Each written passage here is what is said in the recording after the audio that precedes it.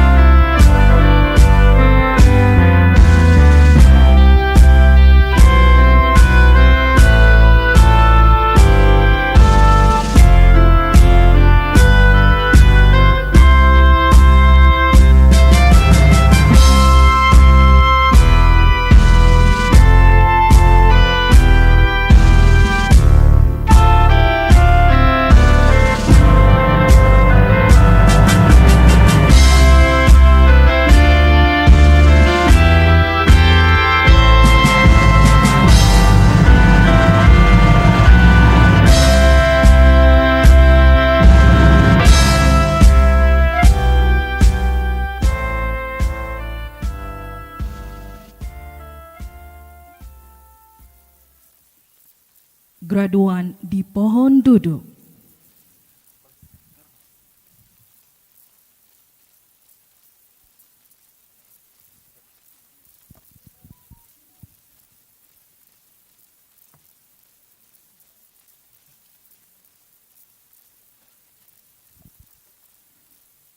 Assalamualaikum warahmatullahi wabarakatuh. Selamat sejahtera dan salam UMS Kampus Rahmah. Pihak Universiti Malaysia Sabah ingin mengucapkan syabas dan tahniah kepada para graduan bagi sidang ini.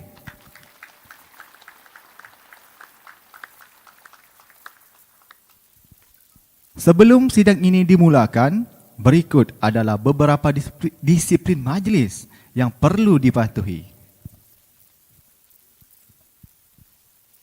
Mohon kerjasama untuk menukar nada dering telefon bimbit anda kepada mod senyap agar tidak mengganggu perjalanan majlis ini. Graduan dibekalkan dengan kad touch and go. Pastikan kad tersebut ada bersama anda setiap masa. Dilarang meletakkan atau mendekatkan kad touch and go tersebut dengan telefon bimbit anda kerananya boleh menyebabkan kehilangan data dan tidak dapat dibaca oleh mesin smart reader di atas pentas. Ketika mengambil folder di atas pentas, pastikan anda melihat lensa kamera dan apabila turun dari pentas, dapatkan slip nombor giliran bagi menuntut gambar anda di studio fotografi UMS di bilik 24 jam perpustakaan dalam masa 24 jam. Folder yang diterima di atas pentas hendaklah dikembalikan di hujung sebelah pentas. Makanan dan minuman adalah dilarang dibawa masuk ke dalam dewan ini. Graduan adalah dilarang menggunakan flash kamera termasuk flash kamera telefon bimbit apabila mengambil gambar di tempat duduk anda. Graduan juga adalah dilarang mengambil gambar secara selfie ketika berada di atas pentas. Graduan tidak dibenarkan membawa bersama beg tangan atau jambangan bunga ketika berada di ruang duduk graduan. Pihak universiti juga tidak akan bertanggungjawab atas sebarang kehilangan harta benda peribadi. Sila ke kaunter lost and found jika terdapat barangan yang didapati hilang semasa majlis. Mohon kerjasama untuk mengisi borang kaji selidik secara dalam talian melalui aplikasi yang boleh dimuat turun di Google Play atau App Store. Graduan boleh mengimbas kod QR yang ada di hadapan kerusi anda.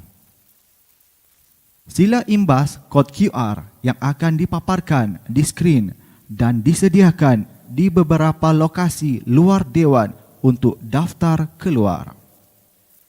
Terima kasih atas kerjasama anda. Syabas dan tahniah daripada Universiti Malaysia Sabah.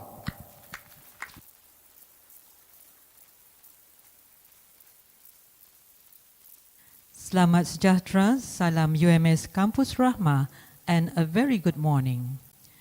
To all graduates, welcome back to Universiti Malaysia Sabah. We'd like to take this opportunity to offer our congratulations on your graduation day. Graduates, ladies and gentlemen, before we start with the ceremony, here are some gentle reminders to be observed while the ceremony is ongoing. Please switch your handphone to silent mode so as not to disrupt the flow of this ceremony. Please lessen your movement while you are in this hall and when the ceremony is ongoing, especially when speeches are read. Please refrain from using the flash on your camera or handphone while taking pictures from your seat. You're not allowed to bring food and drinks and consume them in this hall. Graduates are not allowed to bring along their handbags or the graduation bouquets when seated at the graduates area. Graduates are to ensure that your touch and go card are with you at all times. Please do not place it close to your handphone, as this would cause your data to be erased and cannot be read by the smart reader machine on stage. Please remember to bring along your belongings when you leave this hall. In case there are items that you have accidentally left behind, please proceed to the Lost and Found counter located at the lobby of this hall to claim your belongings. In order for us to improve our services, we seek your cooperation in filling up the questionnaire online. The form can be downloaded on your handphone through Google Play or App Store. If you need to use the washroom, please do so now, as you are not allowed to leave this hall once the ceremony has started. A reminder to all graduates to hand the folder received on stage to the staff on duty at the other end of the stage. Before leaving this hall, please remember to scan the QR code to check out, which will be displayed on the screen. Please remember to claim your photographs at the 24-hour room at the library by presenting the slip given by the staff on duty. That's the end of the announcement. Once again, we seek your cooperation in making this ceremony an incident-free and litter-free event. Thank you for your cooperation. And we take this opportunity to once again congratulate all graduates and all the very best in your future endeavors.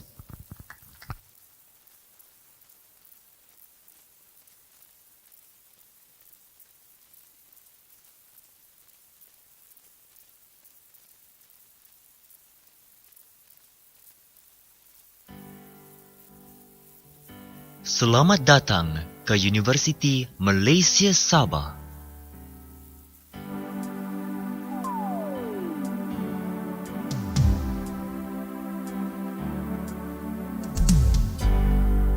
Taklimat keselamatan ini amat penting sekiranya berlaku kecemasan atau bencana alam.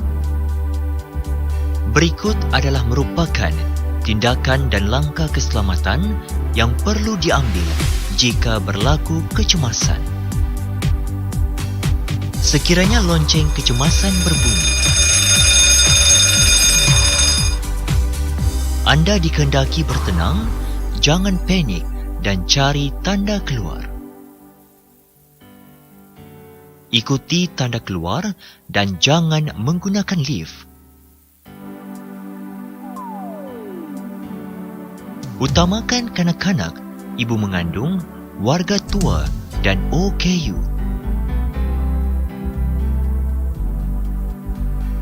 Keluar dengan teratur dan peka terhadap arahan pegawai insiden.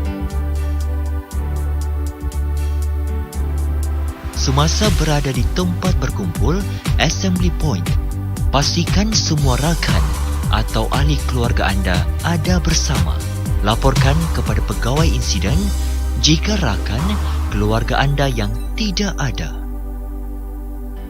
Jika berlaku gempa bumi, anda perlu: langkah pertama, segera berlindung. Jika tidak sempat keluar bangunan, pastikan anda berlindung di tempat yang mempunyai struktur yang kuat, contohnya di bawah meja. Elakkan dari mendekati struktur bahan berkaca, dinding, tingkap atau perkakasan bergantung. Langkah kedua, berhenti sementara. Jika gempa berhenti sementara, cari kedudukan pintu-pintu keluar yang berdekatan atau cari tempat sementara yang selamat untuk berlindung. Langkah ketiga, pengosongan bangunan. Jika gempa sudah berhenti, sila segera keluar dari ruangan atau bangunan. Elakkan menggunakan lift semasa turun dari bangunan. Laporkan jika rakan atau keluarga anda yang masih berada di dalam bangunan kepada pegawai insiden. Terima kasih di atas perhatian anda.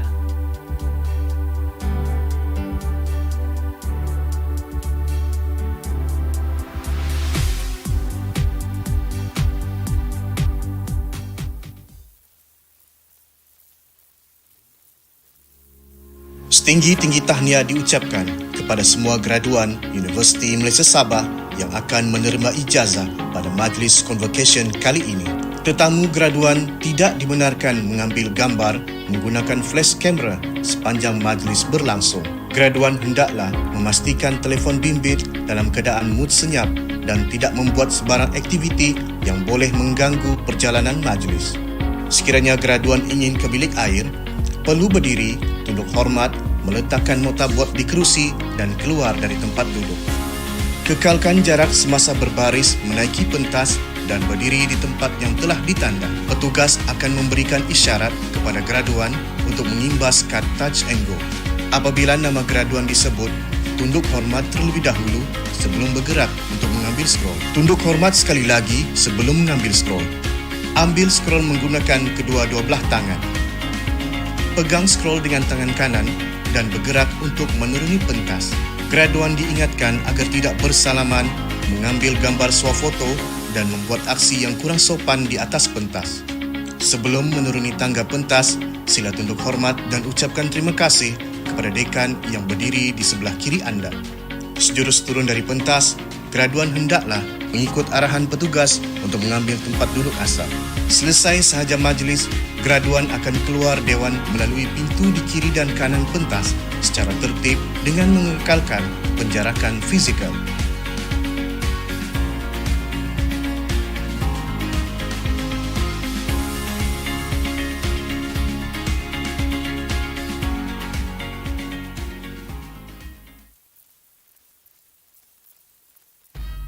Tamu Gadang UMS kini kembali lagi bersempena dengan Konvokesyen UMS kali yang ke-22. Pelbagai acara menarik yang diadakan di Tamu Gadang. Ini termasuklah jualan makanan dan minuman, jualan cenderamata, jualan bunga dan banyak lagi. Semua ini akan diadakan di tapak parking bangunan Anjung Siswa. Jadi tunggu apa lagi? Berkunjunglah ke Tamu Gadang UMS. Jumpa anda di sana!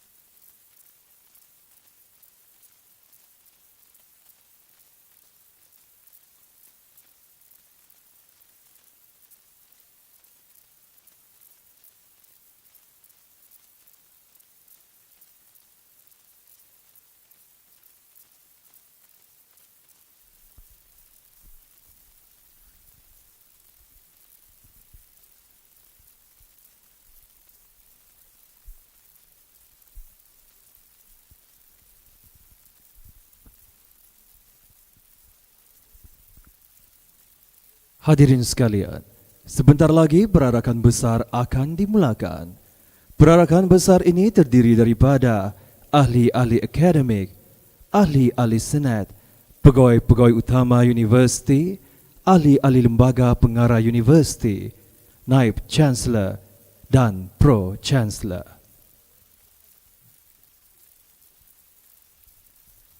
Perarakan besar masuk ke Dewan.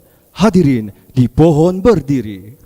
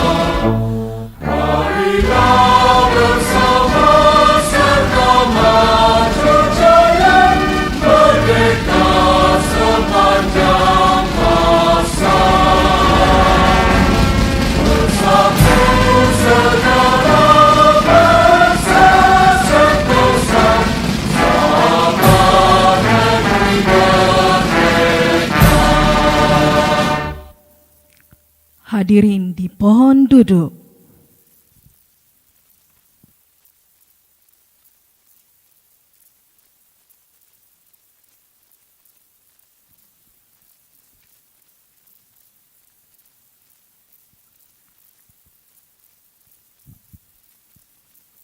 Bagi memohon keredaan Allah Subhanahu wa taala, Al-Fatihah dibacakan dan dipimpin oleh Al-Fadil Ustaz Muhammad Razali bin Saibin, Pengarah Pusat Islam Universiti Malaysia Sabah.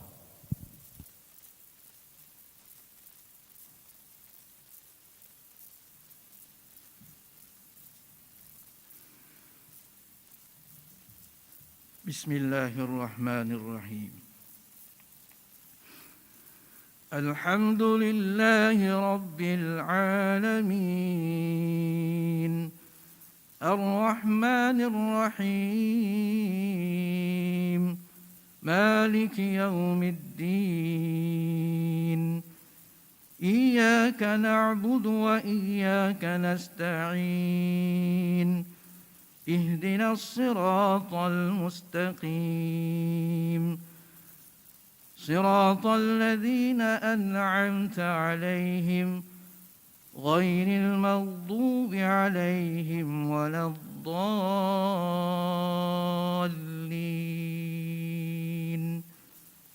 آمين.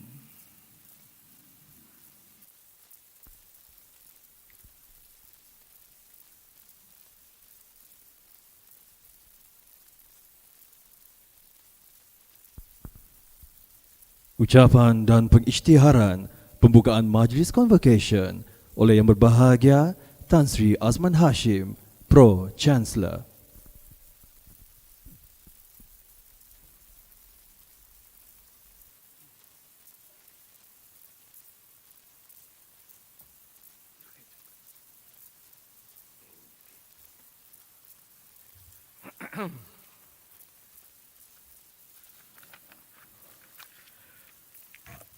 Bismillahirrahmanirrahim.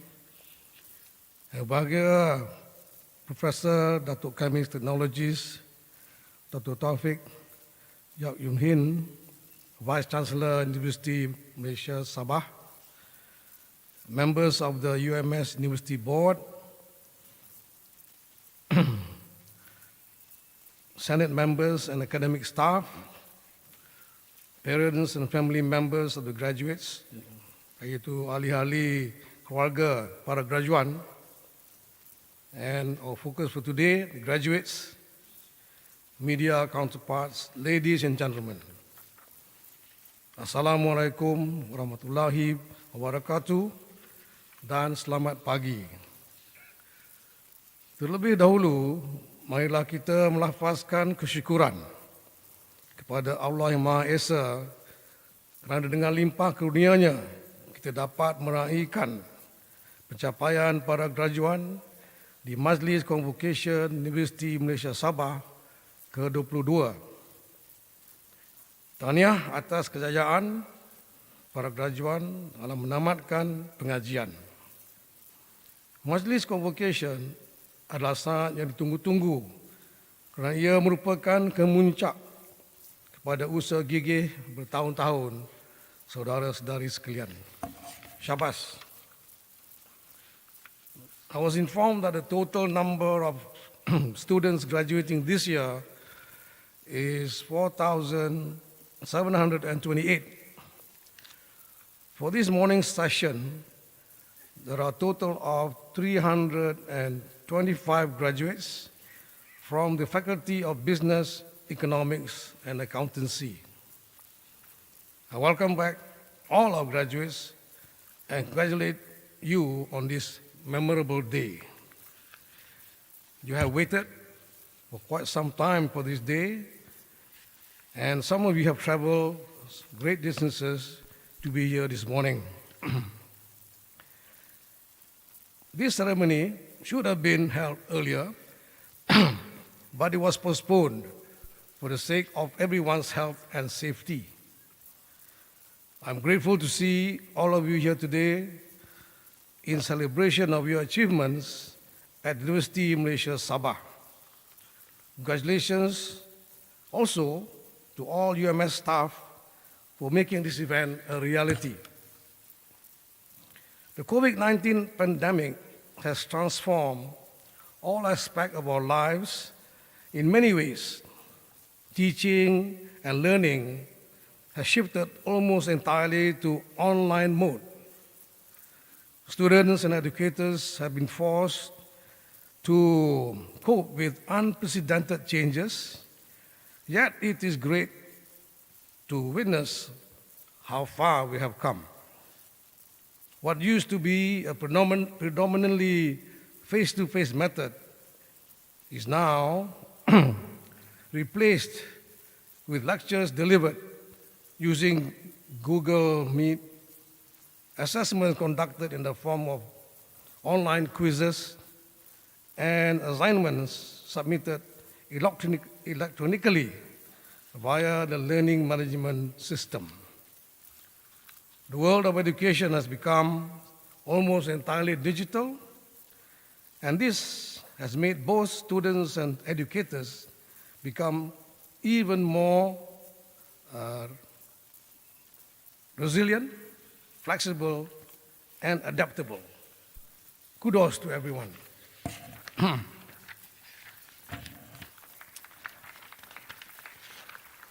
Now I come to that part of my speech where I have some messages, some pesanan. I think today I have 4 of them.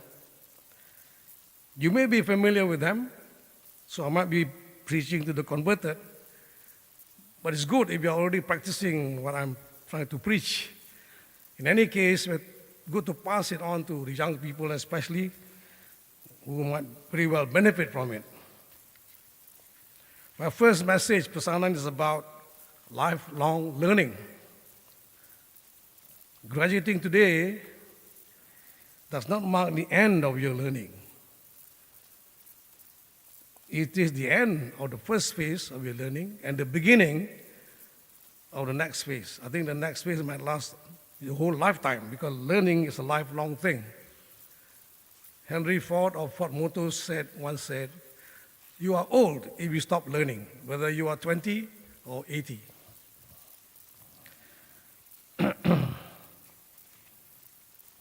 Especially nowadays in this digital world, things change so fast. What used to take years to change, now can take months, weeks, even days, that fast. So we have to keep up with that.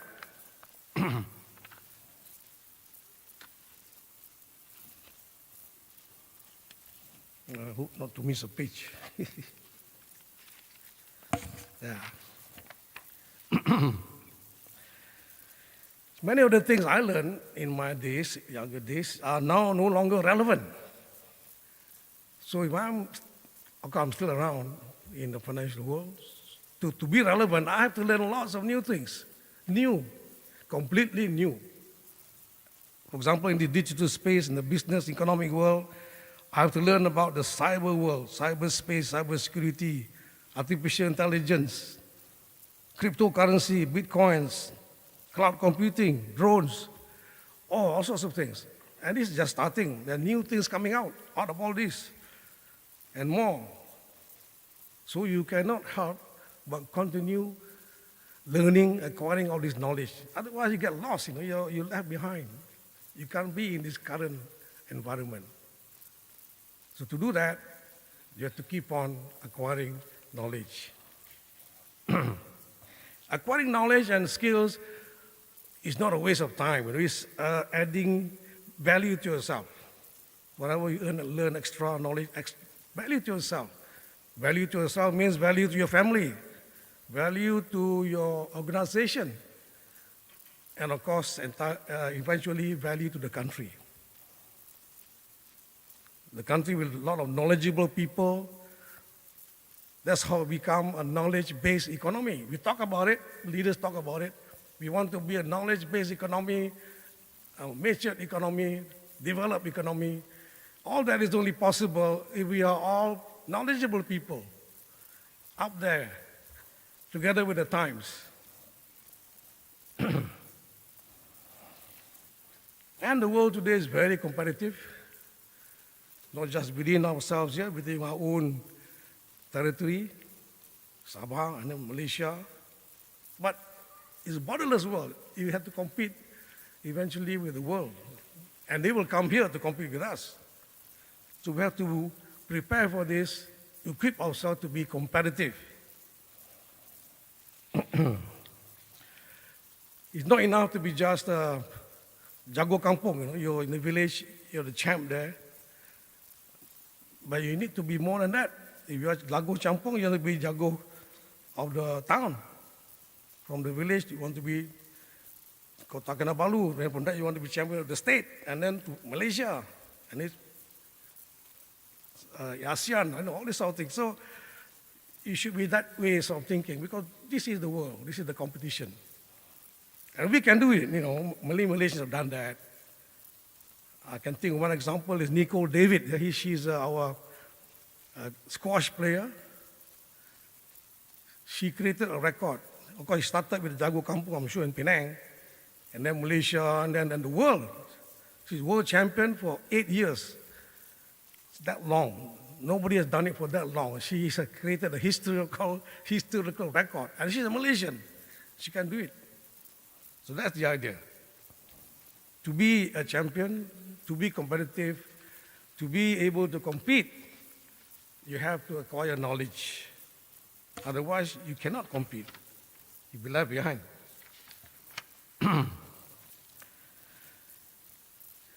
Just a quotation here about the lesson. See, you can teach a student a lesson a day, but if you teach him to learn by creating curiosity, he will continue the learning process as long as he lives. So therefore, the important thing is for young people to create in them the curiosity, the need to know, to want to learn. I think for teachers especially, you need to inspire the young people to do that. And all it needs is a small push. And one action of inspiration is enough for them to carry on for the rest of their lives. One example is mine. When I was in school, my English teacher was American. I remember his name because this sort of thing you don't forget. You adapt to the teachers, who inspire you. Now he is a teacher from Yale University, teaching English. And in one of my essays, he put a comment. He says, "Well, you write like Ernest Hemingway." I don't know who Ernest Hemingway was at that time, but that's all he said in his comment. So I had to find out. Of course, I went to at the time, the only library was the USIS, the American Library. I read all of Ernest Hemingway's books. Of course, he's a great writer. And by doing that, it put me on the track of reading all his novels. All this improves your proficiency in English, of course, and made me like to read. That's all he did. Until today, I remember him. I thank him for it. Just one inspiration. So maybe that's what we need to do with our young people. Do something to make them move, to make them want to know, to make them want to learn. Nowadays, it's much easier to do it because you say, "What do you want to know?" You ask the child, "What do you want to know?" Don't ask me. Check Google. They can do Google. The young people today, they're so good at it. Internet. At Google, they can learn anything about anything. And don't be surprised on any subject. If they read Google, they will know more than you. Like my doctors, if now I've got something sick, I've got something wrong there, I look at Google before I see him. And I see a doctor, I know more about the disease than him. Because I'm up to date. Google the latest development, latest techniques. So make them want to learn to know. And once they do it, they're excited about it, they want to know more. And they're on their way. They will learn throughout all their life, which is good for them.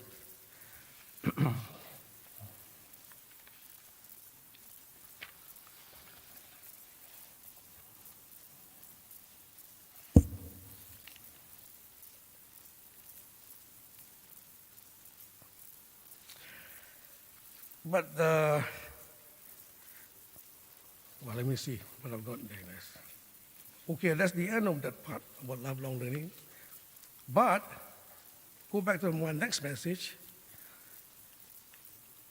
When you learn, what is the best avenue and the path to learning? It is the English language. This is my next message. Proficiency in the English language. Because 80% of the world's knowledge can be accessed through the English language. It's the best language for you to want to know knowledge about anything. To start with.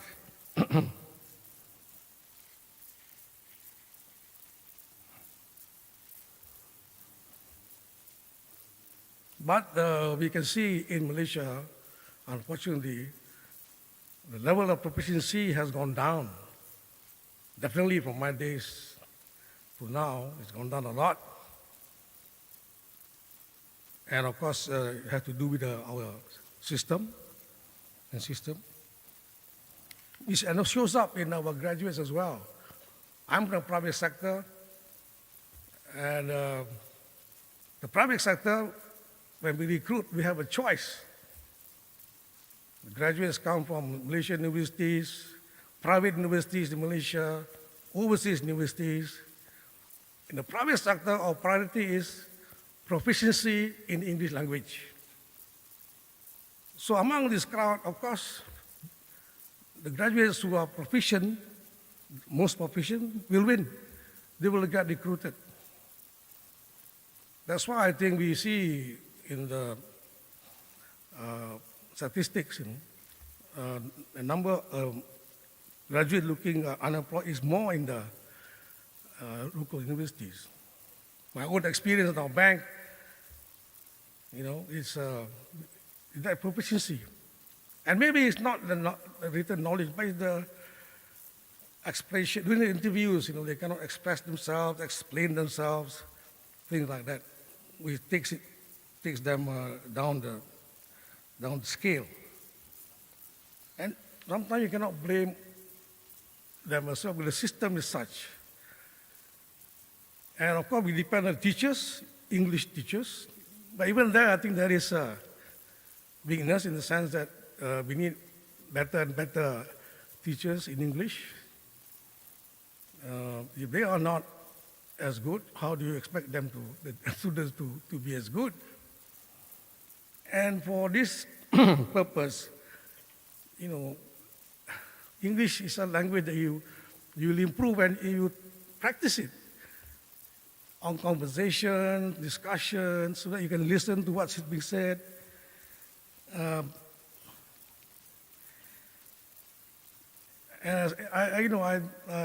My professional friends tell me, what they have heard in class, for example, a teacher trying to teach young children exercise. One knee up, one knee down. That's not wrong really, but if you're just theoretical, just reading, you don't practice your thing. Of course, KNEE is knee, but it's not like that. This English language, don't knock your knee, She means well, it reads okay, but English like that.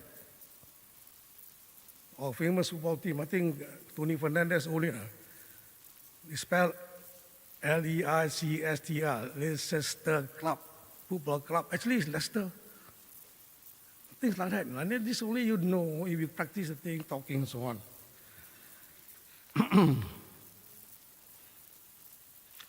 And conversation. I want to give some examples. A person goes to the bank counter, want to cash some money, and the teller asks the person, says, how do you like your cash? Oh, I like it very much. Now, what is intended is, you like it 10 ringgit, 50 ringgit, things like that. So it's a usage. Or go to a restaurant, say, ask for coffee. And then says, how do you like your coffee, sir? Oh, I like it in a cup.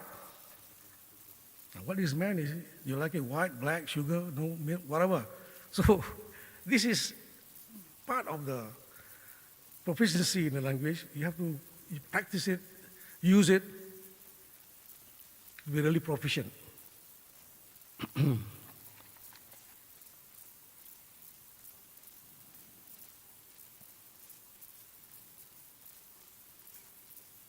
And also literal translation,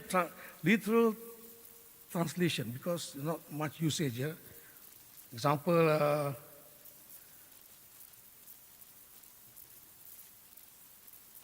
you say my car breaks, don't eat.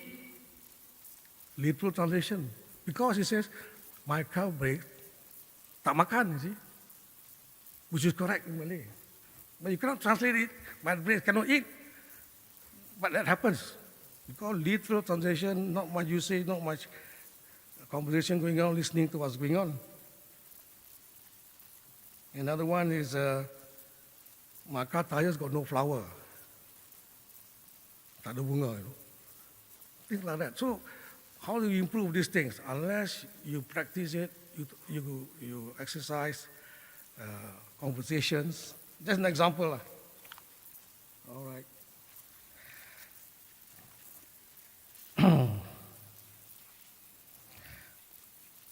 So that is a reflection. This is reflected when you have interviews. It comes out. Nowadays, used to be that when we go to conferences overseas, we were the ones, the spokesmen, the Thais and the Indonesian asked us to speak on their behalf. Usually, international conferences, we have the same points of view. They ask us to speak because we can speak English better than them. Not so long ago. Today, they are the ones who speak up, Thais, Indonesian. We keep quiet, too shy to speak. If we speak, others are too shy to hear. I mean, you have listened to some of the speeches made overseas by Malaysians, and you also feel shy. So, this is a reflection of where we are today.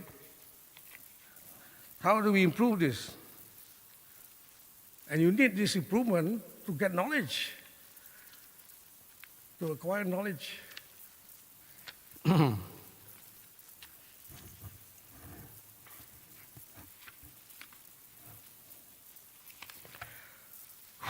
So, as I said earlier, one of the reasons is our education system. Our leaders, last 20 years, know the problem, know the issues, and they also know how to solve it. They know the solutions. But they cannot execute it, cannot implement it because of political considerations, sensitivities. Until today, you find the effort is not strengthening, it's weakening. But that means, leave that aside, we hope that will continue to be improved, but on our own, our children and parents, we should do our bit to really get our young people to, on their own, do their additional effort to improve their proficiency. How do they do it? I think they can read books. I used to read comics, and that's okay, Western comics. Look at TV programs in English. All sorts of things in English. Sing songs in English. You can learn a lot of words there. And from there, you learn poetry as well. Those lyrics are poetry. But that's a way to improve your proficiency. And of course, try to converse as much as possible in English with your colleagues as well.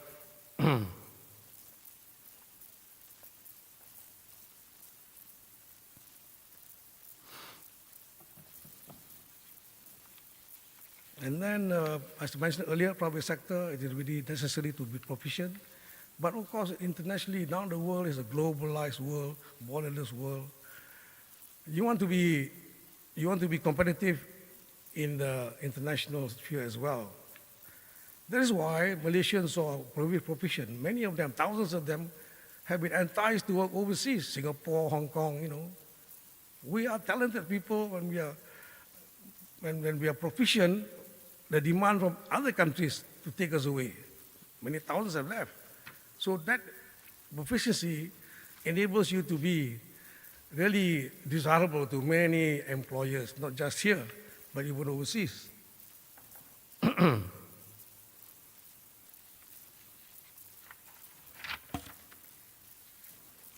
And it is a very useful practical language in any case, universal language. If you are traveling overseas as a tourist, you find that in China, all the brand new airports, you've got notice in the airports, 2 languages, Chinese and English.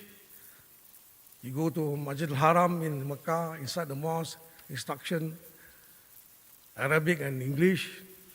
It's everywhere. So it's very useful.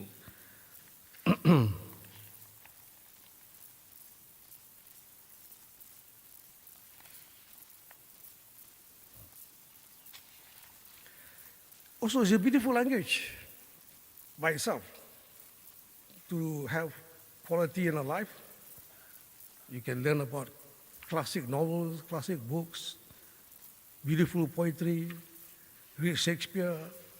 This will enrich your own lifestyle.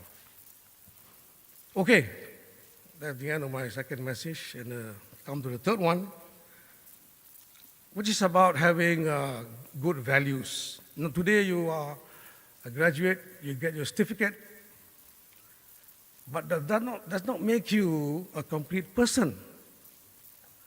You need to have a good balance between your education, your qualification, and values, good values, to make you a very balanced personality.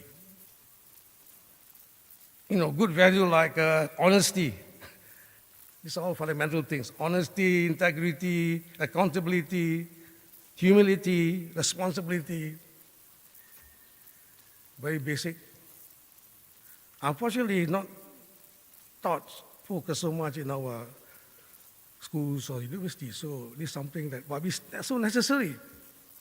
One example is 1MDB, Joe Low, Malaysian, graduated from Stanford University. No values. He robbed billions of dollars from us, causing a lot of damage to us, our country, and ourselves. Our money gone. So, Malaysian, smart, but no value, good values. So this was so important. He's just one example. There are many examples in the US, for example, the financial crisis caused by the smart Alex in New York, who are maybe most of them are MBAs or Yale, whatever, Cornell, selling a very useless investment paper, billions of dollars, caused a crisis. So we have to bear this in mind.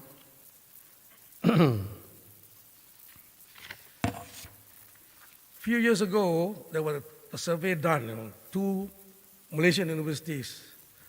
2 questions was asked. One was, will you give a bribe? Second was, will you accept a bribe? For both questions, the answer was, majority was saying, it's okay. It's okay. Unfortunately, today, we ask the same 2 questions, even more will say it's okay, because since then, so many other cases so prevalent that it seems okay. Of course, it's not okay. But the mindset now, because of the environment, what's going on, so it's a very dangerous thing, not having these right values.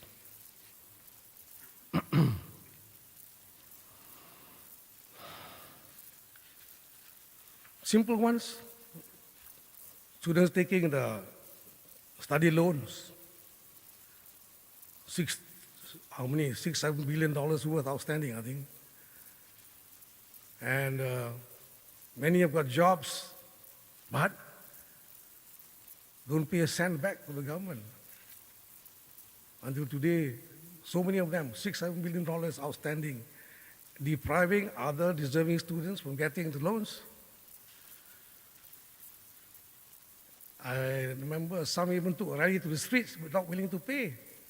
What sort of value is that? Where is the accountability, responsibility?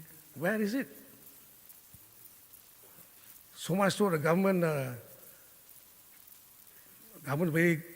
very accommodating and but in the end they say, okay, we take your passports, don't allow you to go overseas. If you can go overseas, means you got a lot of money. But anyway, if we take billions away, we'll give you back your passport.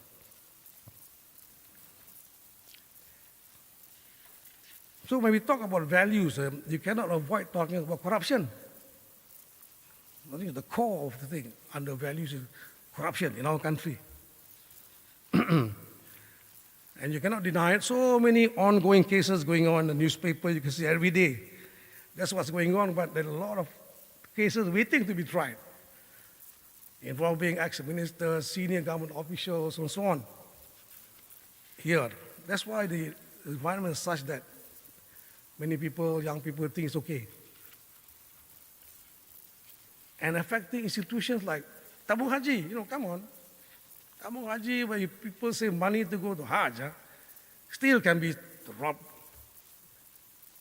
by trusted people who are in power, in that organization. So it's inside jobs. Kono Tamara, Pelda, etc., etc., etc. That's one part of it. The other part of corruption is anything else can happen. We have millions of workers, foreign workers in the country. More than half of them are illegals. How they come in? Loopholes everywhere. The border, the custom, they come in, they welcome millions of them. You can also come in legally. You can buy the permits. No problem. So anything can happen. Same thing with importing drugs, exporting drugs, and then the things that we are supposed to control, like our fuel is very cheap, it's smuggled out. Singapore, Thailand, because it's more expensive there. All going on. Close one eye, close two eyes.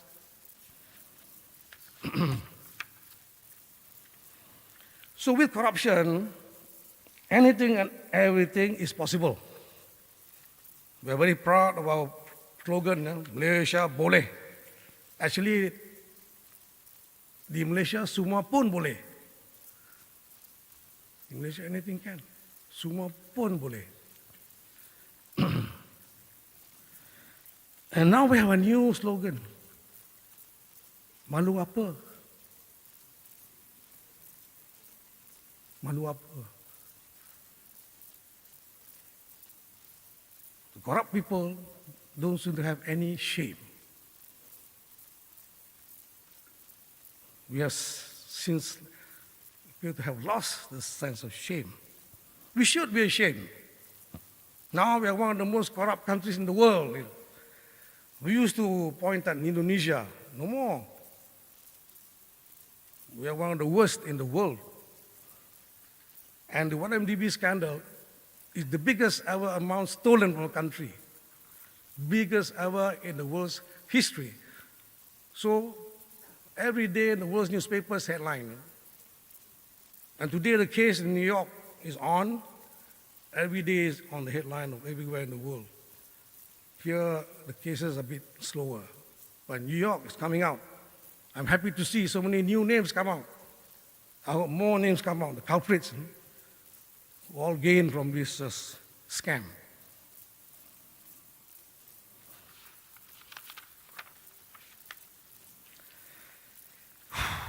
So, malu apa? In Malaysia, many examples, we can look around. Some salary earners showing off their luxury cars, a couple of houses, go on overseas holiday with whole families. How can they afford that?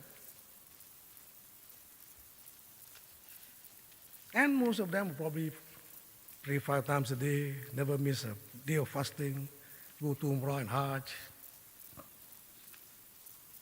All from their ill-gotten gains. Malu apa? We talk about the COVID pandemic. Now it's endemic, not yet. It's pandemic. Very soon will be endemic. But in corruption in Malaysia, I think it's already endemic in our system. in our lifetime. Now, new case come up, newspaper, few $1 million, corruption. I don't think we look at it even. We don't even bother to read because it's happening too often. We lose track of how many cases going on. It's endemic. We're treating it like the flu, like the cold. It's like normal cold, nothing to it. We are getting numb, corruption.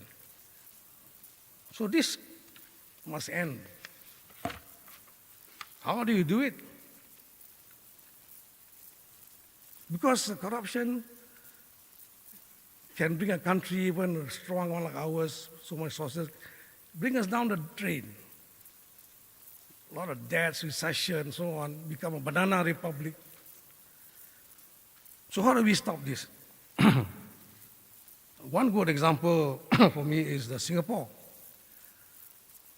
It's not just our neighbor. It used to be part of us. People are about the same. They have zero tolerance to corruption from the start. When Mr. Lee Kuan Yew, Prime Minister, one of his ministers did something and was penalized and came to him for forgiveness or forget him about the offense or what. He said no. The minister committed suicide. Another deputy minister went on a holiday overseas. Expenses paid for by a businessman or something like that. When he arrived back into Singapore, he was arrested and jailed.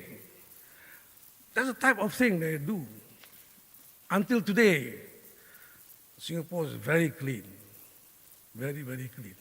Probably one of the cleanest in the world. So zero tolerance to corruption.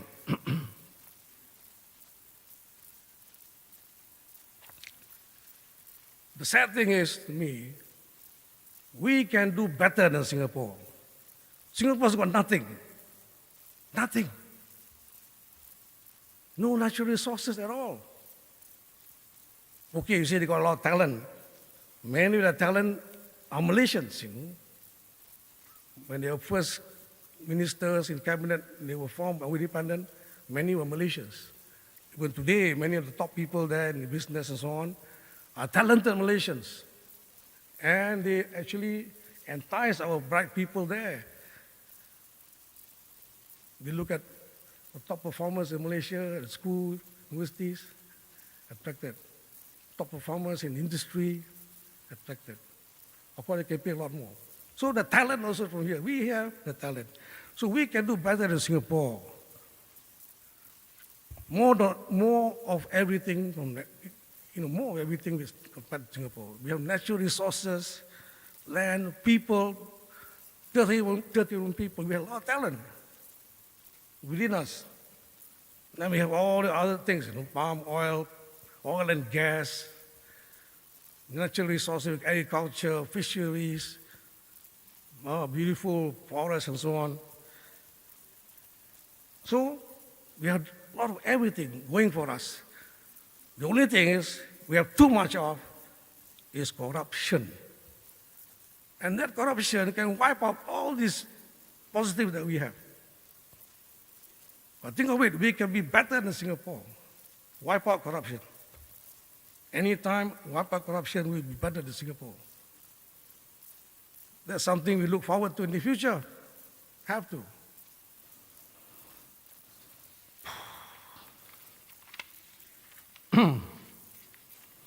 So that's the message. The third one is that zero tolerance to corruption. And we need to try and influence this on our young people, not to tolerate corruption. It's just not on. In fact, our religion, all our religion, not just Muslim, anything, any good religion does not allow corruption. No. That's not allowed. Talk about Buddhism, Christian, whatever. Everything, Buddhism, everything is, corruption is not there. It's a sin. Malu apa? All right, my last message is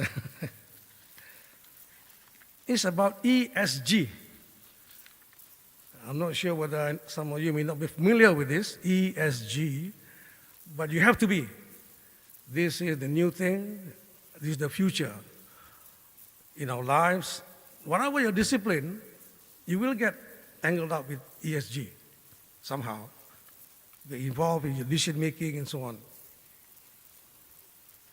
The myriad of environmental and societal issues plaguing the world manifest the profound need to address the risk related to these emerging trends and has amplified the call for businesses to serve not only economic but the environment and social purpose.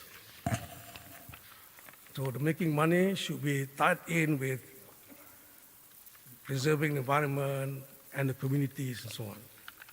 ESG and sustainability are the new terms that everyone and the graduates, whatever disciplines, will be concerned with as they will play a role in decision making.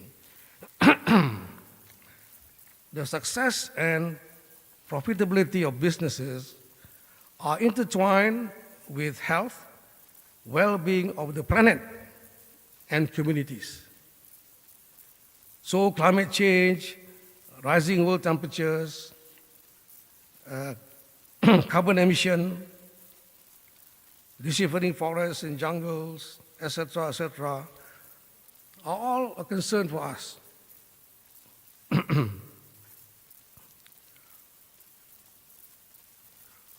For banks, for example, us, financial sector, we have to take care that our financing do not have a negative impact on the environment. And we encourage the banks to finance more and more of the green projects. This is already happening. And regulators are measuring our performance on this. The banking system, are we going that direction? Financing greener projects, reducing financing of the those who are contributing to carbon excess. All that. Are we encouraging those who are doing that to improve themselves, to diversify? It's part of our KPI, by the way. So it's in the system already, and I think you'll be facing it wherever you are, whatever your areas of interest are. For you as graduates of Universiti Malaysia Sabah, ESG should be close to you, as it is in line with UMS commitment as a green campus to start with. Green campus. And Sabah, of course, is famous for its flora and fauna, its prime island beaches, corals and marine life, jungles of the world. And of course, don't forget the Mount Kinabalu, which is the highest mountain in South Asia. So, whatever your disciplines, you will need to know more about ESG and also do your part in improving the ESG factors in Sabah, in Malaysia, and with that, of course, you will contribute to the health of the world. Okay. That's it, my 4 messages. Once again, I join everyone here in offering my congratulations to all the graduates. I wish you all the best. I hope you'll have a very bright future. Terima kasih.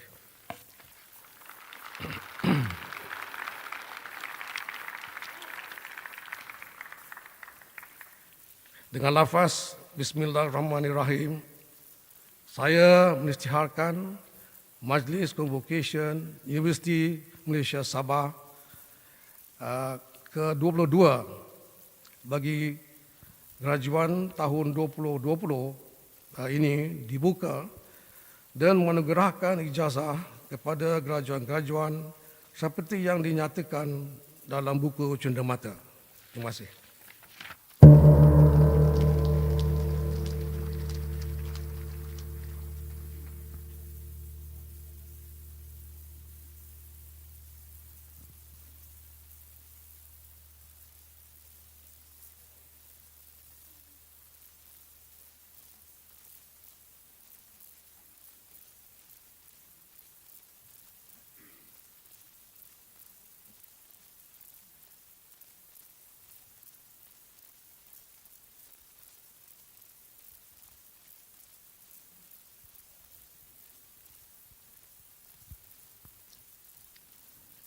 Penganugerahan ijazah dimulakan. Ijazah Sarjana Muda Ekonomi dengan kepujian. Dipersilakan Profesor Datuk Dr. Kasim bin Haji Mat Mansur, Dekan Fakulti Perniagaan, Ekonomi dan Perakaunan.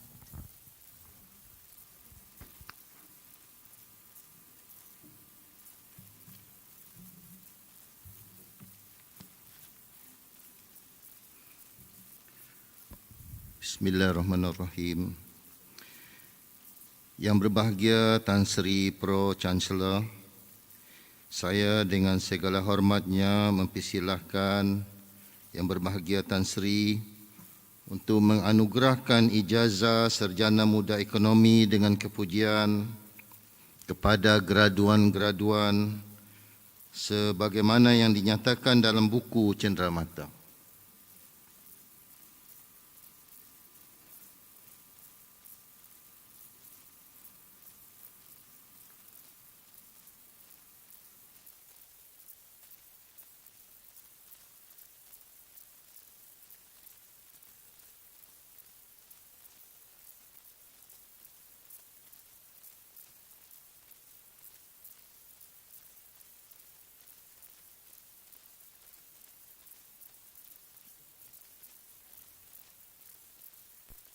Siti Faiza Halwa binti Wardi, kelas 1.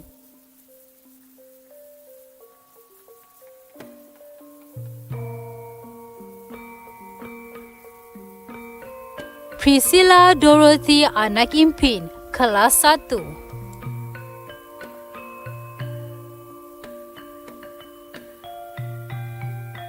Ang Seo Yun, kelas 1.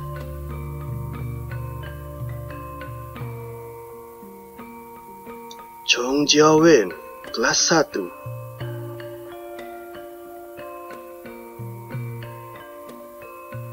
Dan Po Yi, kelas 1.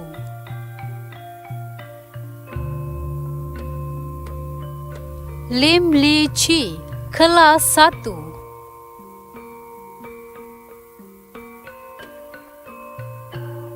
Lieutenant Muda Go Chi Pang, PSS TLDM, kelas 1.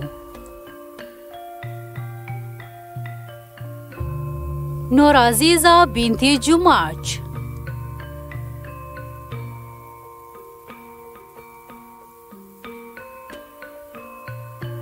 Nur Khalida Izzati Kamaruddin.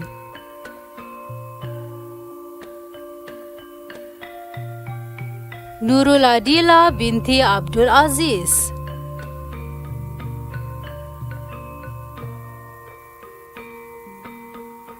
Jumraida binti Benjamin.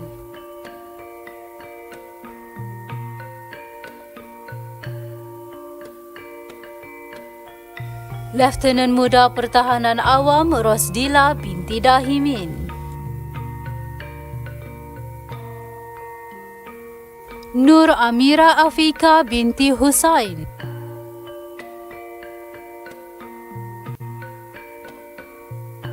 Siti Nur Fatia binti Hamid.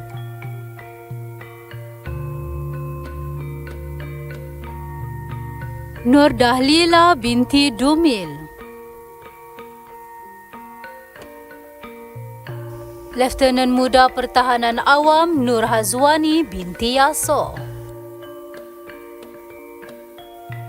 Nur Asikin binti Abdul Hasan.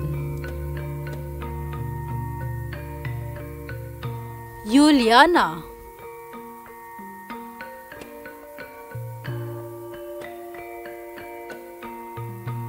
Hasmina binti Aziz Ghaffar.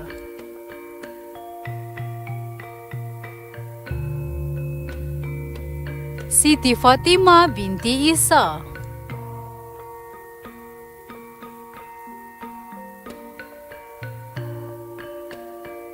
Siti Nur Syazwani binti Asmara.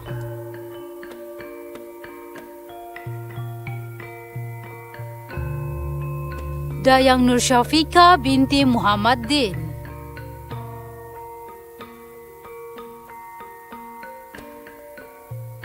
NC Jen anak Anding.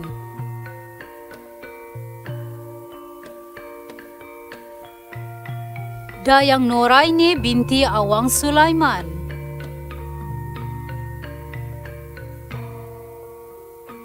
Angela anak Sari alias Salipino. Sharonika Roni.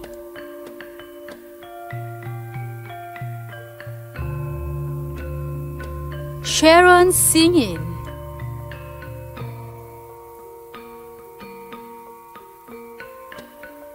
Flores Cuthbert.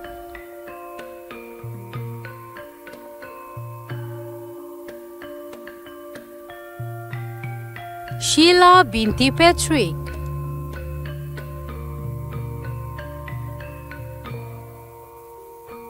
Nurul Anis binti Kalong.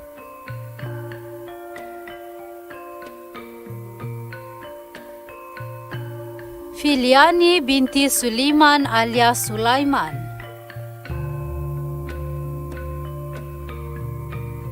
Ira Shakira binti Kirman. Chik Yuen Ching.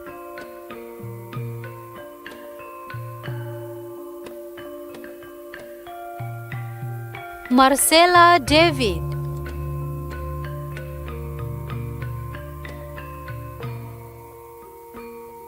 Siti Fatima binti Yusuf.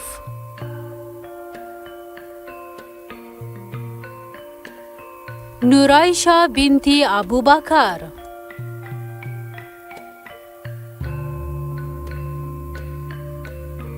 Nur Fazila binti Masri.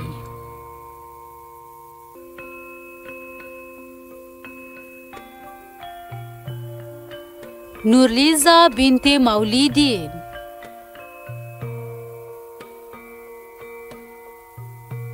Puteri Aisyah binti Ibrahim.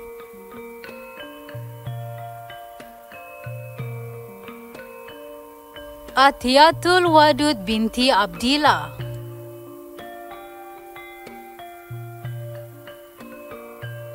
Khairunisa Azwaj binti Muhammad Sopi.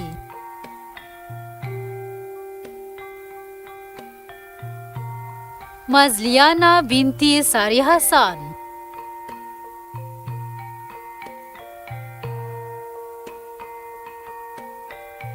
Wong Ki Hin.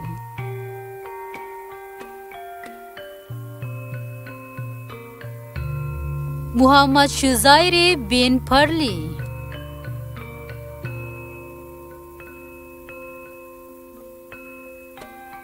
Kelvin Tan Jia Sheng.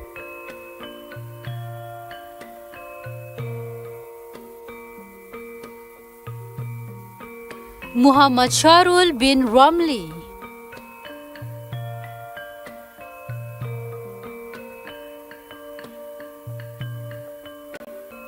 Muhammad Akasha bin Muhammad Azmi.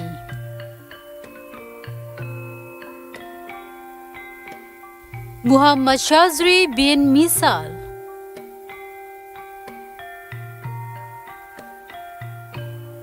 Muhammad bin Mustari.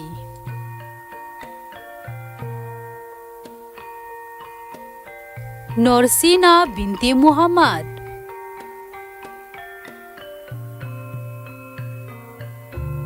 Rozana.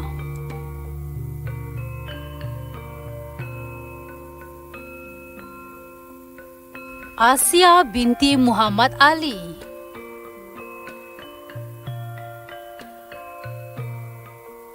Nur Zakiatul Husna binti Abdul Razak.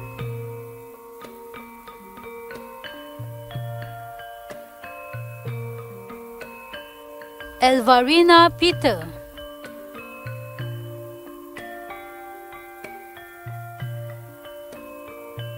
Nur Masniza binti Muhammad Yusuf Shah.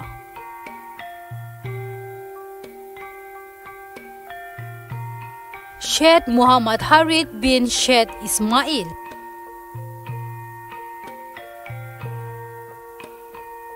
Muhammad Azmirul bin Muhammad Yasin. Clarolia Nelia Justin,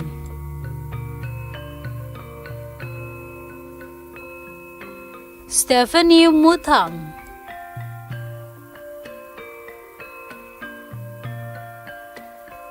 Evelianti Jawani,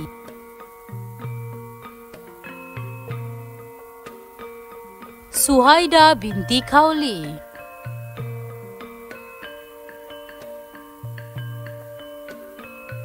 Claudia Stanis Buandi,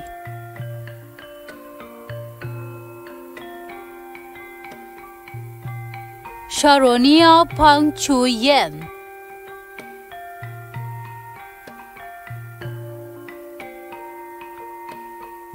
Vivi Elsie Liao,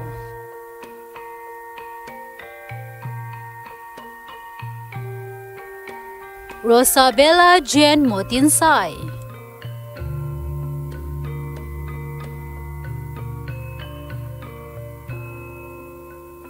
Muhammad Anik Alauddin bin Zuraini,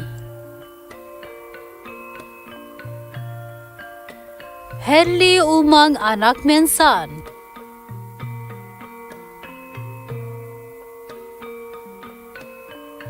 Ana Adriana Juliana Juasir,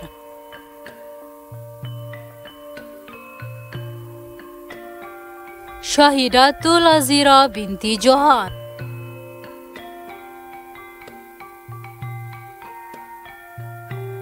Michelle Kristalina Eng,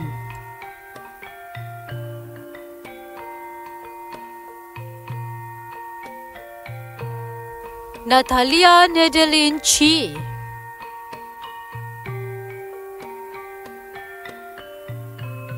Nurhadina binti Omar Ali,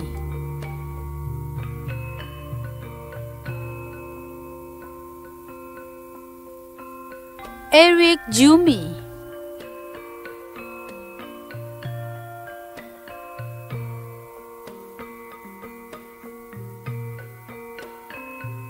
Jonathan Jeffrey,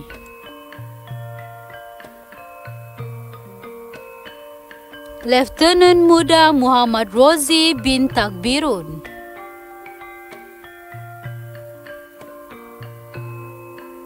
Nur Iza Shazira binti Nasir,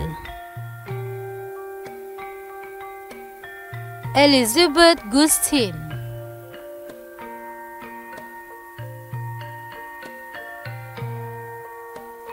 Anissa Amran,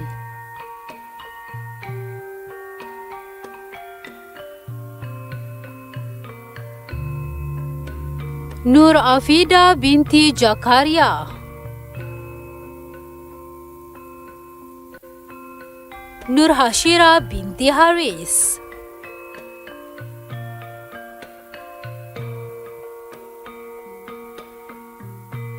Norisma Shazira binti Awang Idris,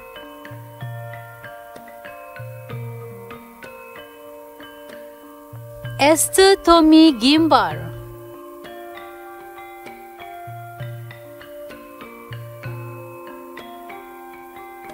Nurafina binti Adanan,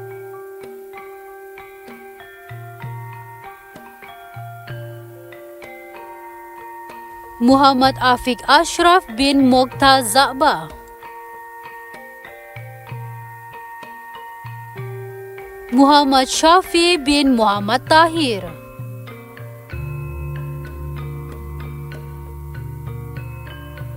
Brenda Doreen Jome,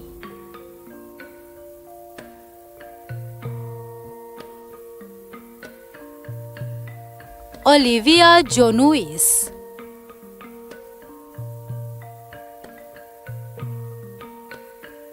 Nurul Zainurain Nabila binti Samrin,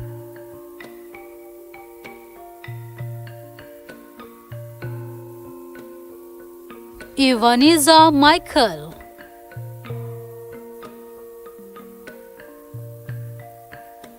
Nur Shazila binti Idris Nawan,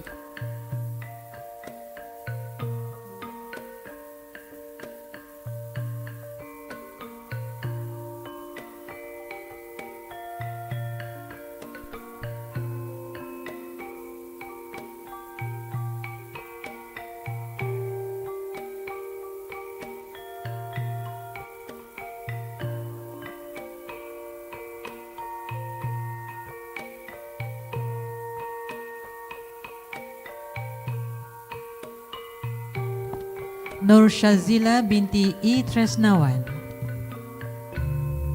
Nurul Rabia binti Rosli, Ajlan bin Gilbert,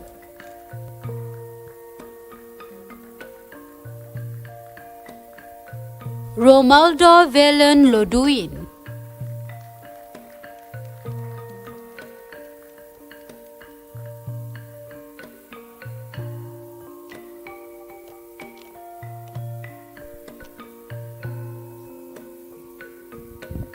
Testing. Okay. Muhammad Huzaimi Amini,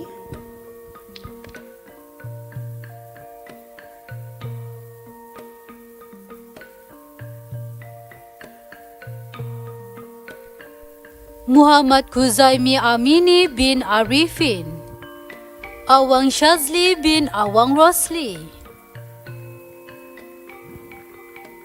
Nurul Ashikin binti Abdul Muin,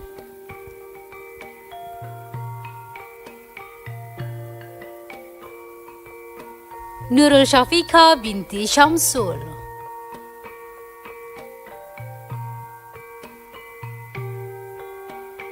Ting Si Mi,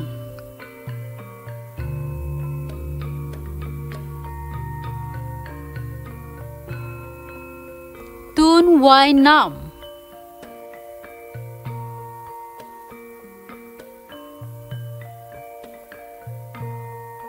Lieutenant Muda Pertahanan Awam Darwisa binti Abdul Hamid,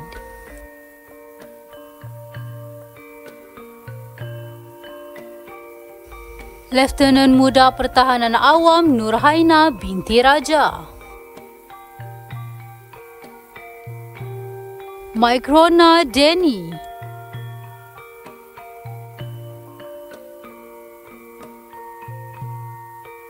Nurul Afika binti Elbis,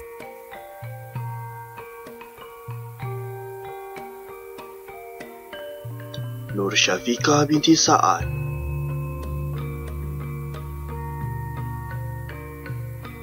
Nur Aizi Syafika binti Jasni,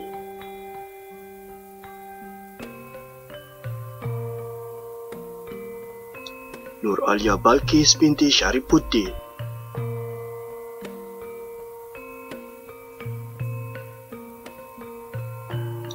Nurul Atifah Sari binti Baco,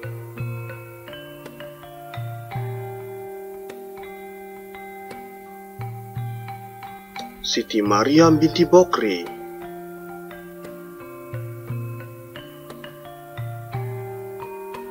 Siti Hawa binti Patri,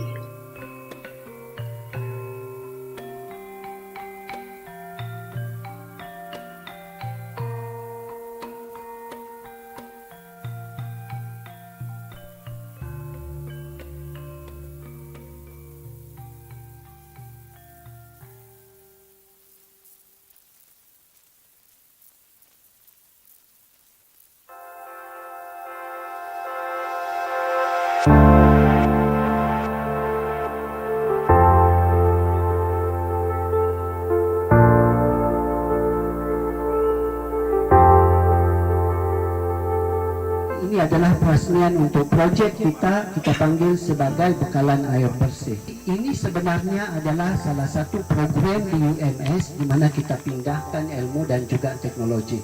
And that is one of the priority in UMS for the past 2 years. Kita menggunakan teknik teknologi membran dan juga sistem gravity itu. Membran ini maksudnya ialah dia tapis sekali dengan termasuk juga bakteria dan beberapa jenis logam berat. Jadi air yang keluar itu kita boleh minum teruslah bersih macam air mineral. Saya mengucapkan berbanyak terima kasih Kerajaan Negeri Sabah kerana baru-baru ini di Kabinet mereka telah meluluskan apa yang kita panggil sebagai Majlis Pembangunan Teknologi dan Inovasi Negeri Sabah. That is the first time. Sebelum ini kita tidak ada. Dan ini sangat penting sebab dia akan menjadi platform bagi membolehkan saintis dan teknologis dari universiti untuk memindahkan banyak lagi teknologi kepada komuniti.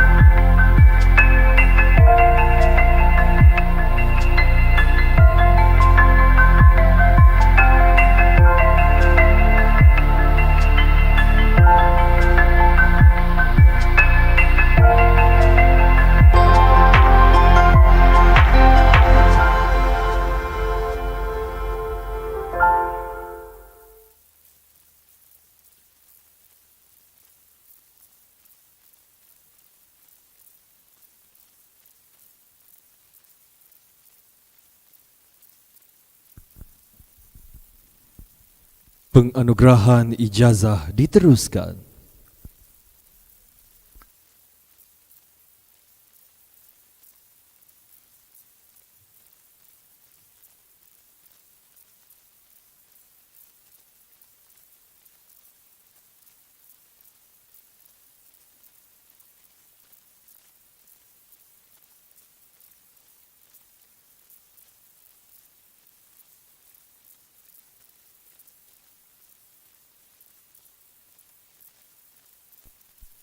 Eloisi Carol anak Egang.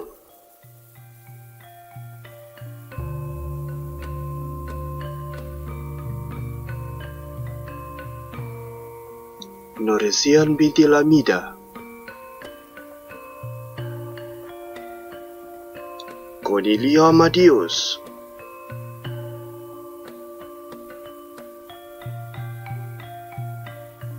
Rohaini binti Edip.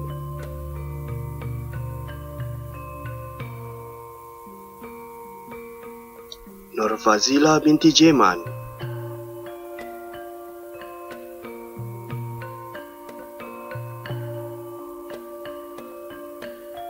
Pang Shet Lee.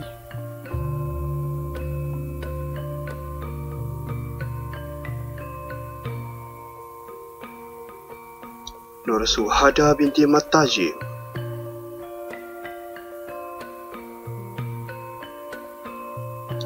Anana Liana binti Ebi Karil.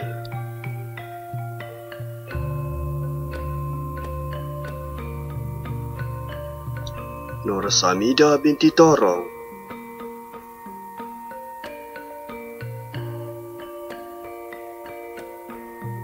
Syarifah Raihana binti Syarif Nukti.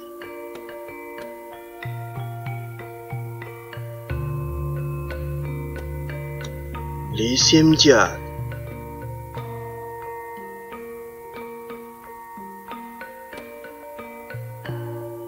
Ummai Sida binti Taibol.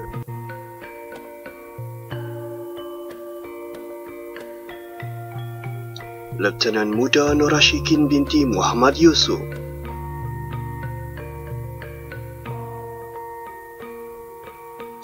Nur Fadila binti Abdul Razak.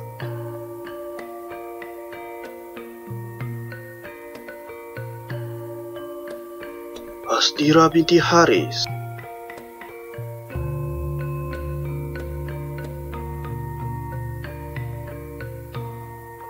Suhaiza binti Sinin alias Awang Ali.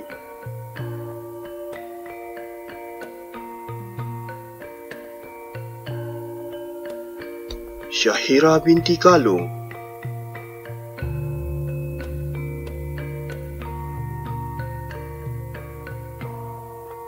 Nur Syahira binti Idi.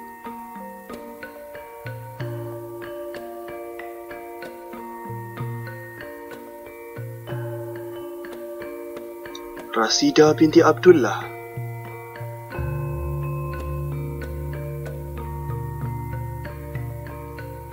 Najini Hana binti Nordin.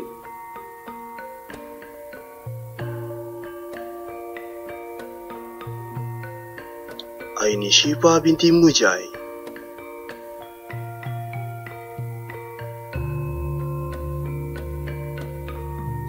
Putri Fila Nazwa binti Ahdanan.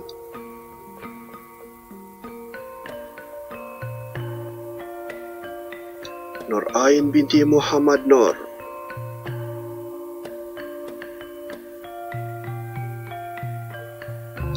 Rosemary Robert.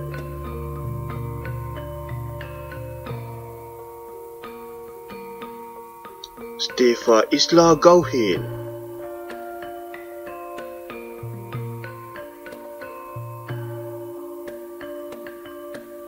Sharon David Gau.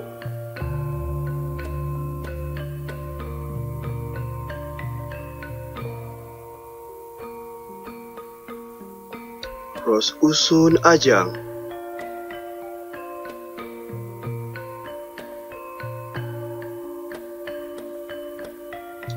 Muhammad Farhanul Qadri bin Zamzuri.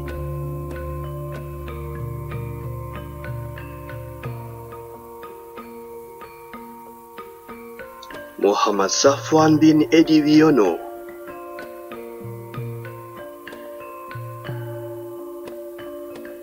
Silva Lanita binti Runa,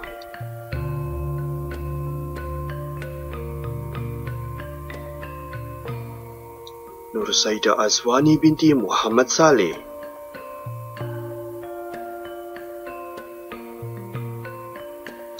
Lieutenant Muda Fazila binti Salman,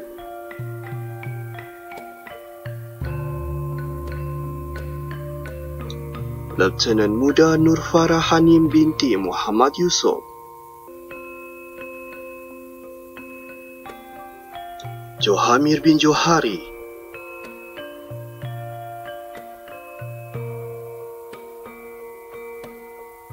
Rosti bin Amitu,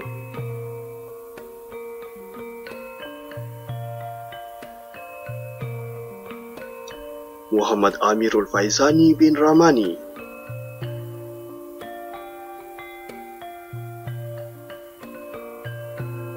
Muhammad Asrun bin Mahadi,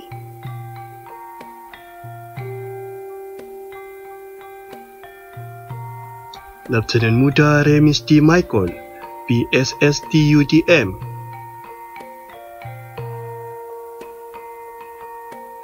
Muhammad Nazri bin Gannong,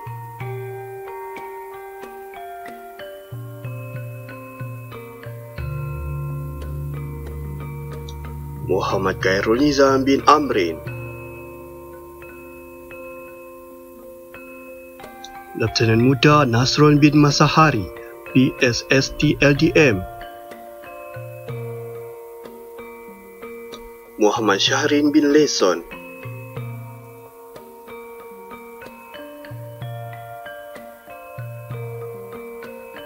Muhammad Hafiz bin Rezal,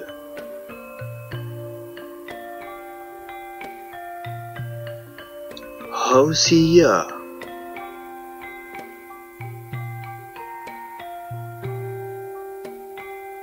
Nur Syafika binti Salfian,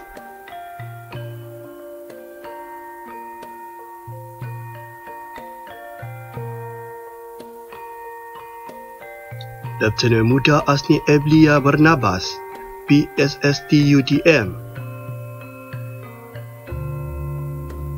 Aisyah Aziani binti Zahari,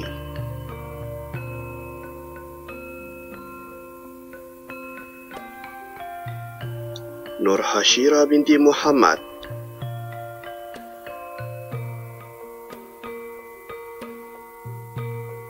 Andi von Kai,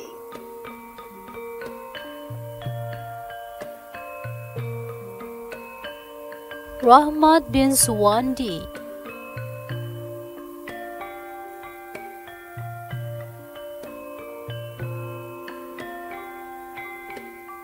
Muhammad Aswan bin Tamrin,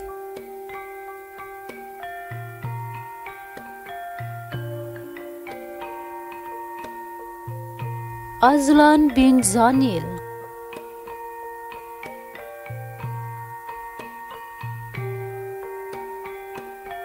Aliadam bin Hamzah,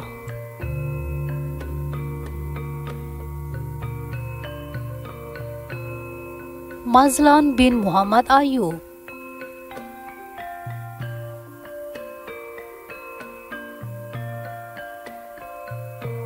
Latif bin Nurila,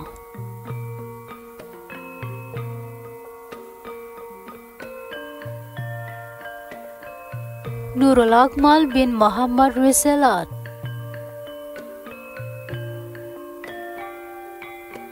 Atika Farhana binti Arabani,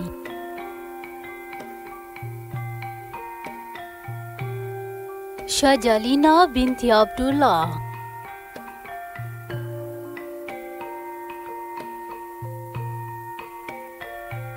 Ida binti Taibol,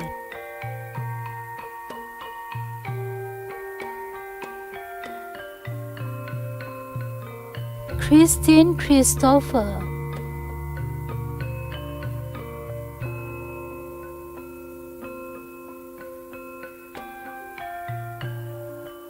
Harwinder Kaur anak perempuan Karam Singh, Suzita Sapara,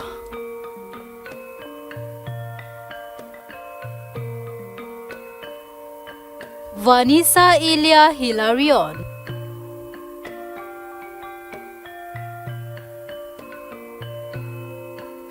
Nurul Nabila binti Yahya,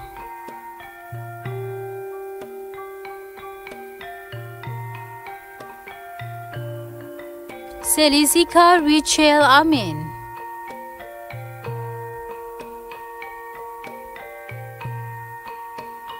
Tri Nur Hafiza binti Sawir,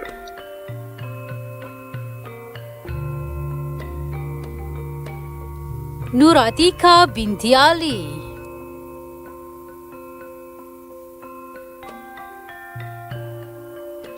Muhammad Zuraimi bin Ismail,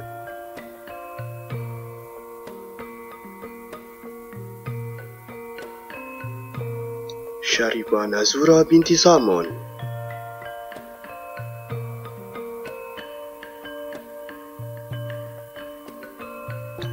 Amira binti Atiullah,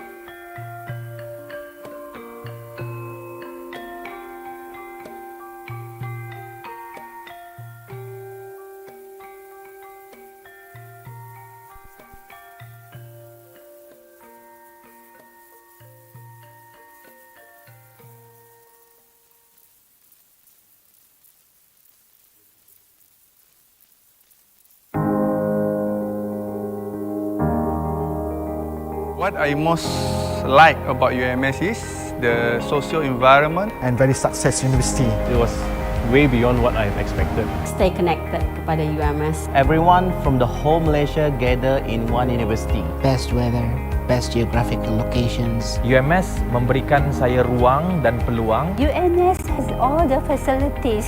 This culture of working together with other people in UMS back as a student is still applicable and very relevant to my working environment now. Pada masa kini, konsep Eco Campus yang diterapkan merupakan kampus yang pertama di Malaysia, mempunyai ciri-ciri yang menitik beratkan kepada alam sekitar, memang tidak terdapat di universiti lain di Malaysia ini. I'm the first batch of UMS medical student. I'm proud to say that I'm ex-alumni of Universiti Malaysia Sabah. I was inspired by my lecturers, Prof. Perumal Ramasamy and Prof. Osman Ali. Whatever I learned from them has inspired me to develop my career and to become a better doctor. When I got the offer to come to UMS, I was a bit, skeptical because I didn't really wanted to go there. But after talking to my counselor, she advised me and give it a try. So I packed my bags without looking back. I went there. I enjoyed myself.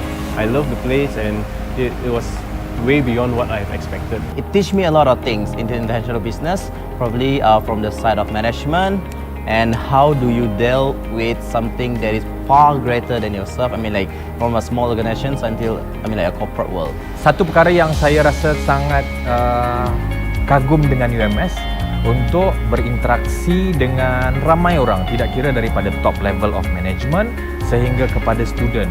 UMS banyak mengajar saya bagaimana untuk lead, bagaimana untuk communicate dan bagaimana untuk engage dengan orang.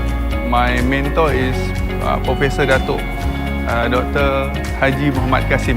He is my dean and after that he is my boss because during that time I'm furthering master at SPE and become a tutor. UMS juga menyediakan bidang-bidang dan fakulti-fakulti yang menarik untuk masa hadapan dan keperluan sumber manusia negara. UMS give me a lot of skill in this life. UMS encourage me how to face the problem in my life. Saya telah pun dilamar sebagai ahli lembaga pengarah universiti yang saya kira saya tak pernah pun terjangkau dalam akal fikiran saya. Namun demikian saya yakin satu benda, kepercayaan.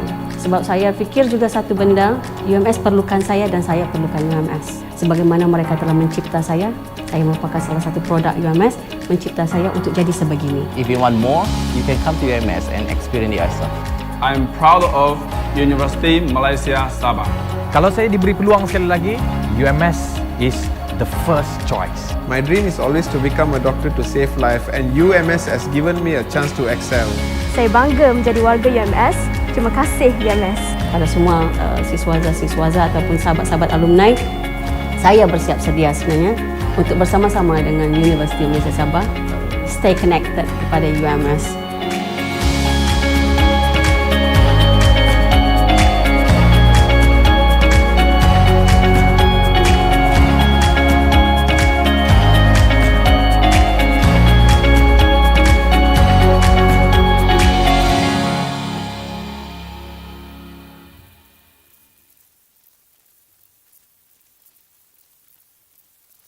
Penganugerahan ijazah sarjana muda perniagaan dengan kepujian. Dipersilakan Profesor Datuk Dr. Kasim bin Haji Mat Mansur, Dekan Fakulti Perniagaan, Ekonomi dan Perakaunan. Bismillahirrahmanirrahim. Assalamualaikum dan salam kampus rahmah. Yang berbahagia Tan Sri Pro Chancellor, saya dengan segala hormatnya mempersilakan Yang berbahagia Tan Sri untuk menganugerahkan ijazah sarjana muda perniagaan dengan kepujian kepada graduan-graduan sebagaimana yang dinyatakan dalam buku cenderamata.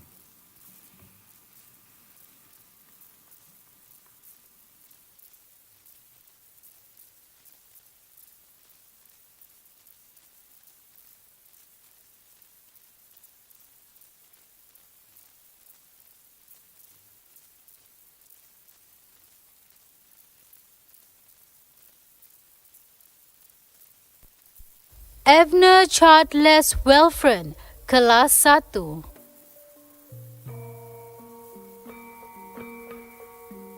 Aniliza Leung Samling, kelas 1.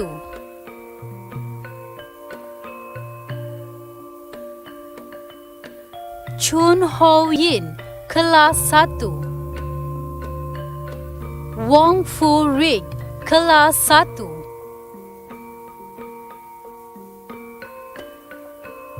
Yong Pu Yi, kelas 1.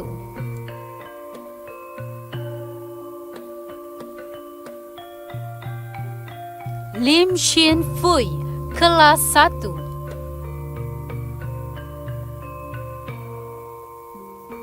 Chiu Fu Yin, kelas 1.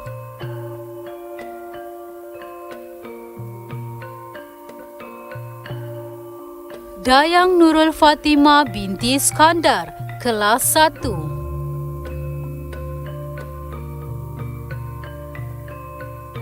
Lim Tse Ying, kelas 1. Sherlyn Kong Mui Lin, kelas 1. Chon Kit Mun, kelas 1.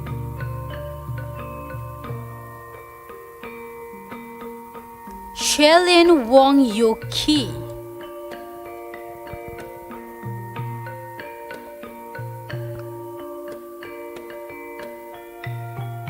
Fanny Chin Pei Chin.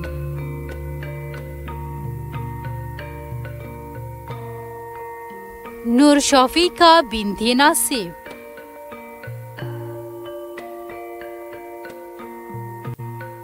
Nazatul Nur Hazmira binti Muhammad. Rose Amira binti Rosli.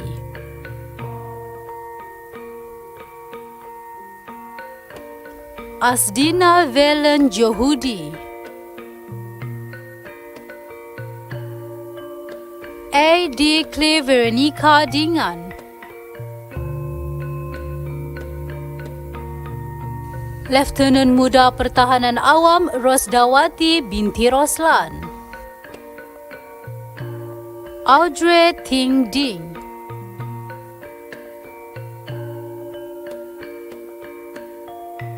Hernita Dungok.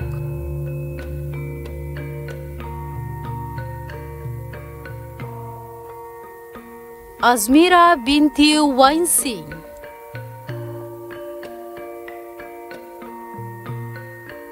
Divya anak perempuan Sineva Shom.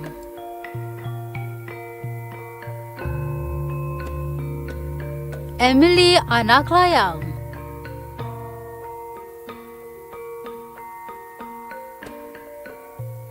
Caroline Cekuliani binti Jackson.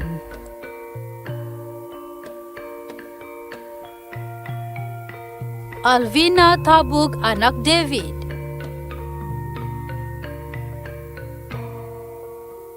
Jennifer S. Lai.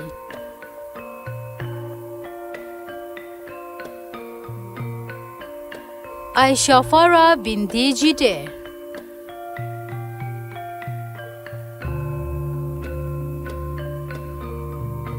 Adila Sakina binti Polsintu.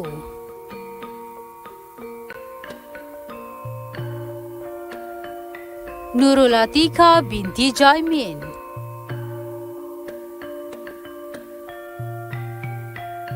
Maisara binti Muhammad Zawawi.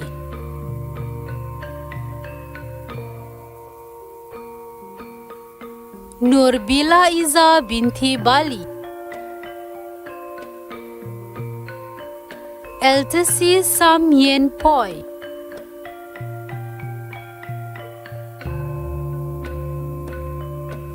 Lieutenant Muda Juhriana binti Jamal, PSS TUDM. Nur Ayu binti Muhammad Jalil.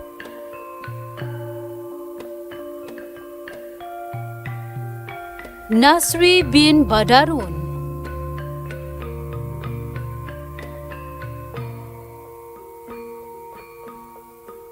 Elvista Abraham Tangguran.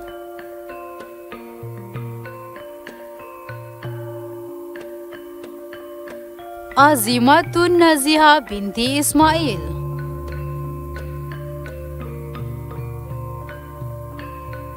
Michelle Chung.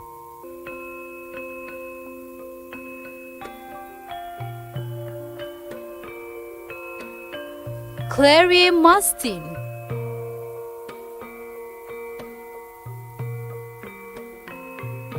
Sri Zia Juwitasari binti Yusuf.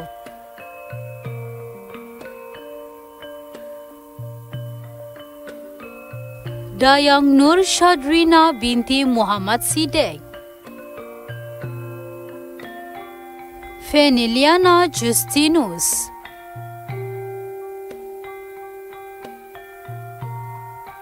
Abdul Qadri bin Mahalil. Muhammad Ashraf bin Yunus. Fikri Amirul bin Bahrim.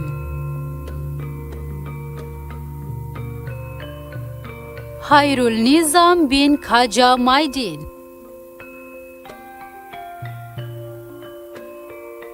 Andrian bin Shamsidi.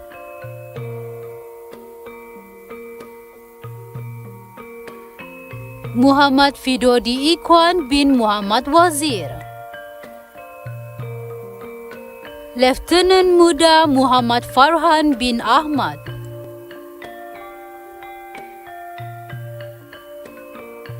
Muhammad Baihaki bin Abdul Gaur.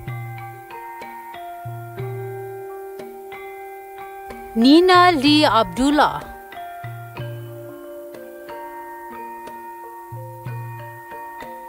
Suziana Mojinau.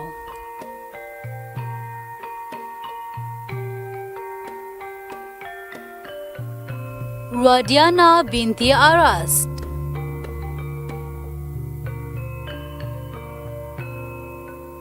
Hasmia binti Abdul Rasid.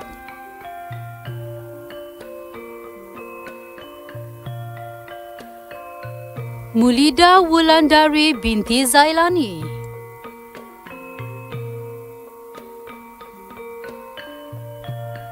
Nurliana binti Zamnuddin.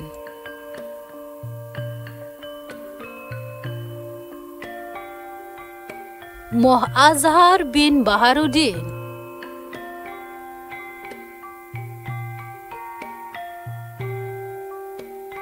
Muhammad Khazaruddin bin K. Kamaruddin.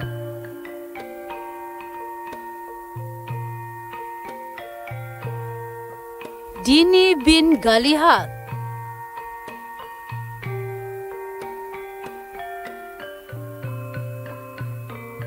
Lieutenant Muda Pertahanan Awam Irma binti Bakri, Inspektur KS Noraisha binti Arif, Inspektur KS Khaliza Nurain binti Mokhtar, Muhammad Ikwan bin Zainuddin,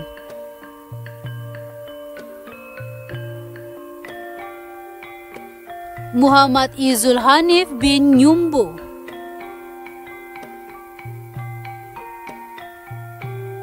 Chen Julian Chumit,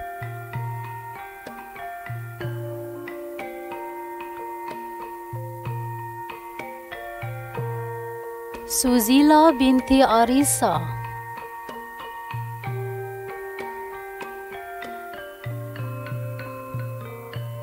Emilia binti Asleh,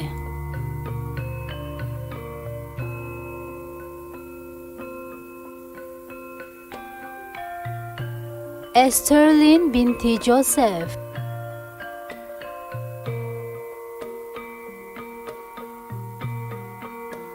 Akila binti Ali Hasan, Nur Salbia binti Sahar,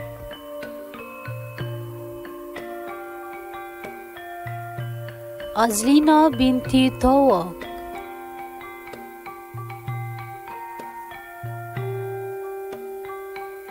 Nurshima binti Abdul Rasim,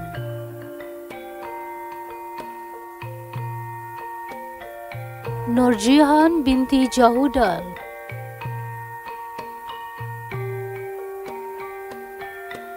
Abi Hazwan bin Ismail,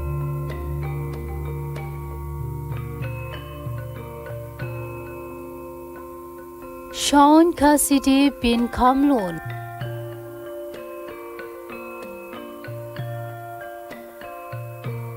Muhammad Rizwan bin Jainal,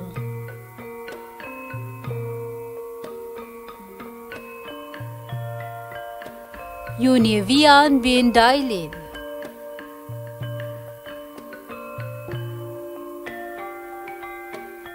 Stella George,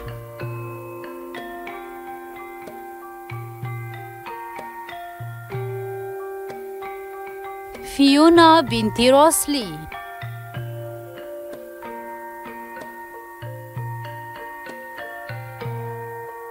Julaina Wu,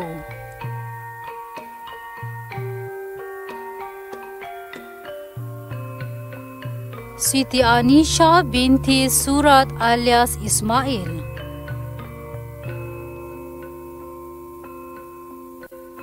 Nur Ainin Akila binti Hasmat,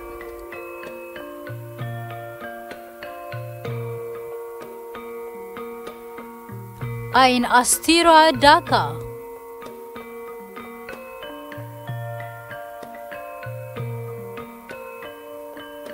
Hasmiza binti Abdurrahman,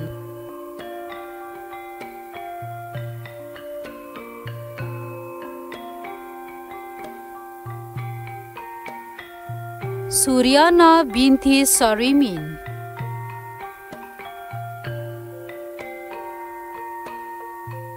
Nur Muslima binti Timbul alias Timbol,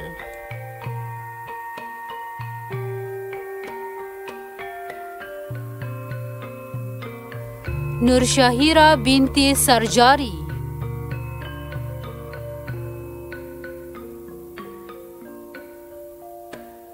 Beautifully John,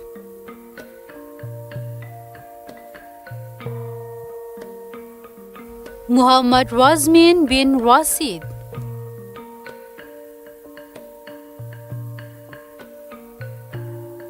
Muhammad Azrul bin Alangi,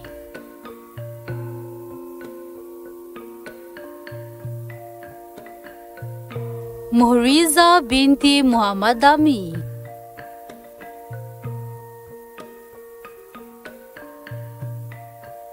Norsilin binti Nasir,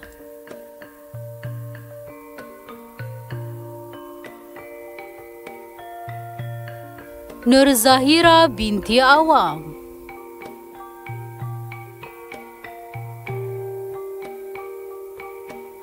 Nurul Shakina binti Azmi, Nur Maliana binti Ibrahim,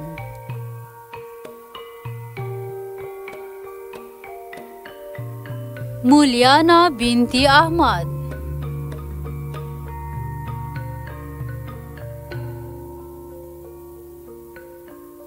Rins Aminsia Ronis,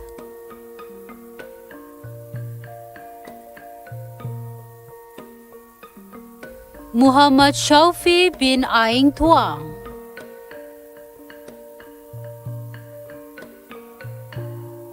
Hizyuna Dintin,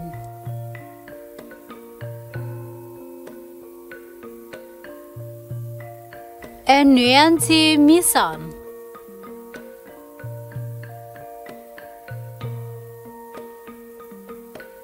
Mariam Farhana binti Mustazar,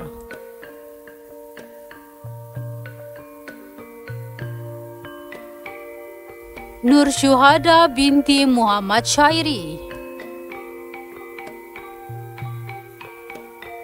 Nurul Adila binti Dahuli,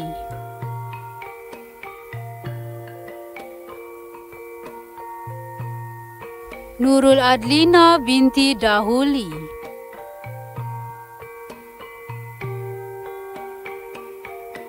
Nabiha binti Muhammad Khaidir,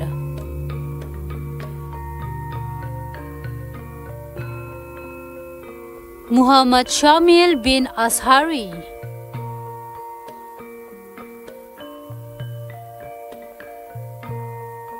Zuraida binti Harun,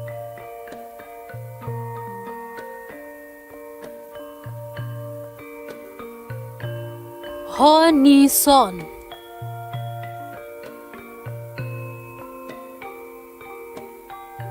Shi Bi Wen, China,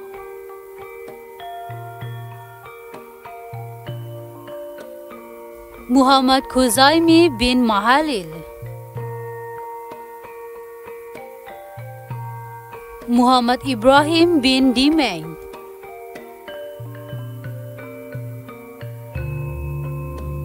Muhammad Izzat Fahmi bin Yusuf, Muhammad Fitri bin Pelbi, Suziana binti Zahari,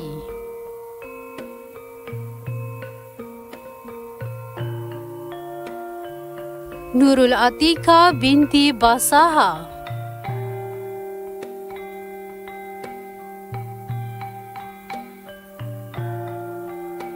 Nurul Adila binti Rusli,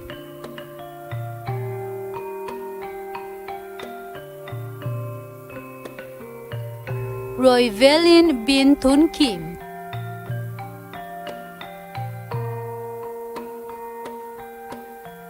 Nurul Atira binti Jamlin,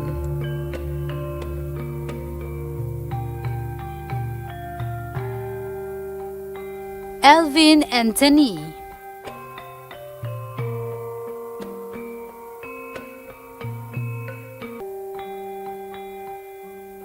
Ramzi bin Ruzin,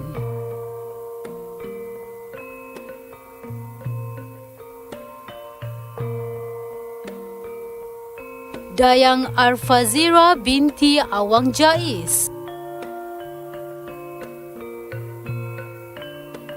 Marisa Sobunau,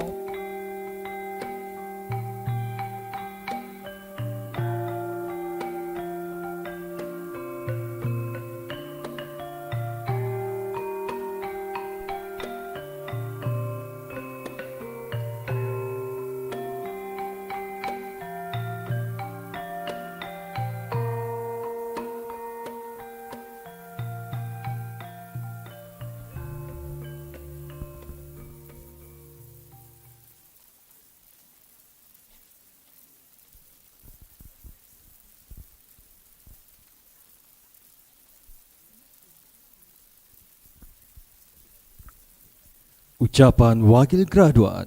Dipersilakan Saudara Evna Charles Welfriend, graduan kelas 1 Ijazah Sarjana Muda Perniagaan dengan kepujian Fakulti Perniagaan Ekonomi dan Perakaunan.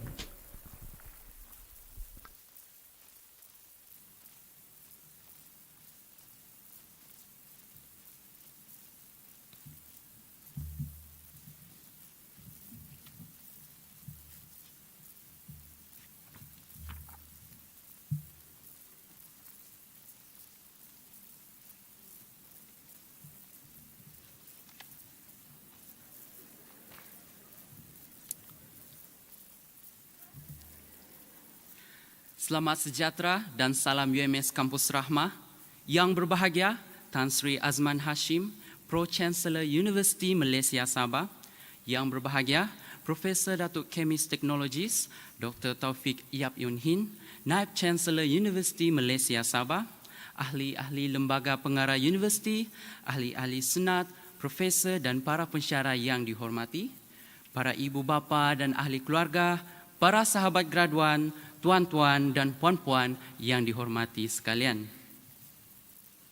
Terlebih dahulu, saya, Evna Charles Welfriend, mewakili rakan graduan ingin mengucapkan jutaan terima kasih kepada seluruh warga kerja universiti yang telah berjaya menganjurkan Majlis Convocation pada kali ini.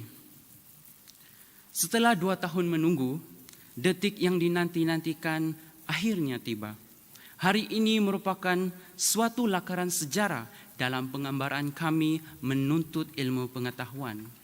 Sepanjang pengembaraan ini, kami telah mengorbankan wang, masa dan tenaga.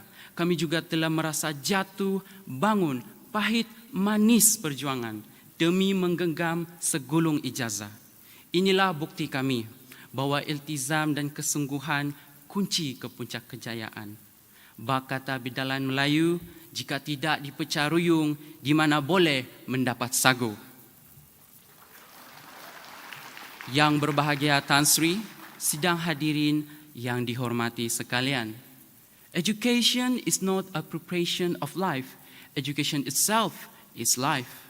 Ungkapan ini sangat sinonim dengan konstruk sosial dan konteks pembangunan lahiriah, terutama sekali buat kita yang akan bergelar graduan. Saya yakin dan percaya rakan-rakan graduan telah terkesan dengan perubahan mendadak sejak pandemik COVID-19 melanda. Tetapi ini tidak sesekali melemahkan semangat atau meruntuhkan kecekalan kami sebagai mahasiswa Universiti Malaysia Sabah. Sebaliknya, ini adalah suatu bentuk peluang baru dalam kehidupan kita, khususnya sebagai pelajar. Seiring dengan laungan Universiti Malaysia Sabah, slogan Universiti Industri 4.0 telah memberi nilai dan kelebihan kepada kami, graduan, untuk beradaptasi dengan cabaran baru di dunia pekerjaan. Semoga dengan kemahiran serta pengetahuan yang telah dibekalkan kepada kita sepanjang pengajian menjadikan kita graduan yang sentiasa holistik dan berdaya saing meskipun dalam era yang penuh mencabar ini. Inilah azam yang selalu ditanam dalam diri kita untuk sentiasa bertekad cemerlang. Yang berbahagia Tan Sri, sidang hadirin yang dihormati sekalian. Saya menyeru kepada rakan-rakan graduan untuk kita terus berbakti kepada universiti yang kita cintai, sama ada dalam konteks jaringan komunikasi maupun komitmen demi memastikan UMS akan terus menempa kecemerlangan. Inilah kampus Rahmah yang telah menunjuk arah bakal dituju dan mencorak sanubari kita. Walau di mana kita berada, seruan untuk stay connected dengan universiti tercinta ini harus sentiasa disahut. Yang berbahagia Tan Sri, sidang hadirin yang dihormati sekalian. Sebelum saya mengakhiri ucapan ini, saat kita meraihkan kejayaan, usah dilupakan insan-insan yang telah membantu merealisasikan impian kita. Oleh itu, saya mohon rakan-rakan graduan untuk sama-sama berdiri.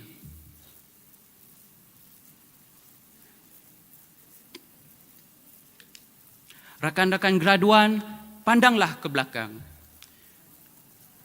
Berikan tepukan yang gemuruh kepada ibu, ayah, serta keluarga yang kita cintai. Kejayaan ini tidak kami perolehi tanpa sokongan daripada ibu, ayah, serta keluarga. Merekalah yang menjadi sumber inspirasi dan penguat semangat untuk kami agar berusaha menamatkan pengajian ini. Pada kesempatan ini, saya ingin mendedikasikan penghargaan istimewa kepada bapa saya, Encik Wilfred Anjun, dan mama saya, Puan Juliet alias Juilat binti Akangon. Semoga kejayaan ini menjadi pelita yang akan menyuluh kehidupan kami. Marilah kita titipkan doa buat mereka yang telah kehilangan ahli keluarga tercinta. Kepada rakan-rakan graduan semua, ayolah pandang ke hadapan semula. Berikan temukan yang gemuruh kepada para pensyarah dan pengurusan universiti. Kepada barisan pensyarah yang dihormati, sungguh budimu tidak terbalas. Kami sedar dalam ajarmu ada harapan, dalam marah ada sayang, dalam tegur ada doa. Terima kasih yang tidak terhingga untuk limpahan ilmu sebagai bekal kami nanti. Kepada pentadbiran universiti yang sanggup menjadi teman setia, menguruskan kemudahan akademik dan kebajikan kami sepanjang tempoh pengajian. Kerjasama dan komitmen ini sesungguhnya amat kami hargai dan sanjungi. Akan kami kenang buat selama-lamanya. Rakan graduan, dipersilakan duduk.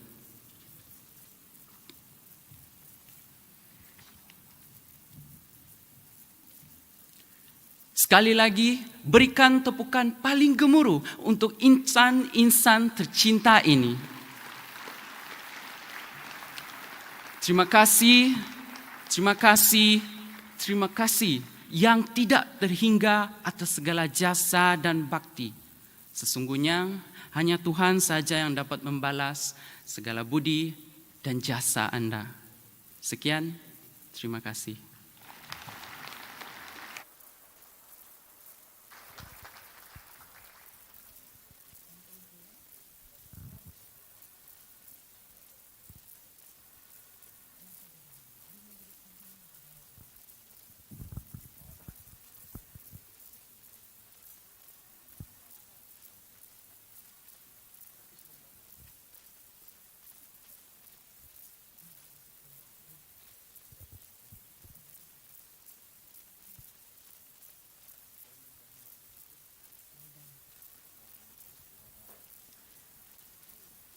Pengumuman pengisytiharan alumni Universiti Malaysia Sabah oleh Yang Berbahagia Profesor Datuk Chemist Technologist Dr. Taufik Yap Yun Hin, Naib Chancellor.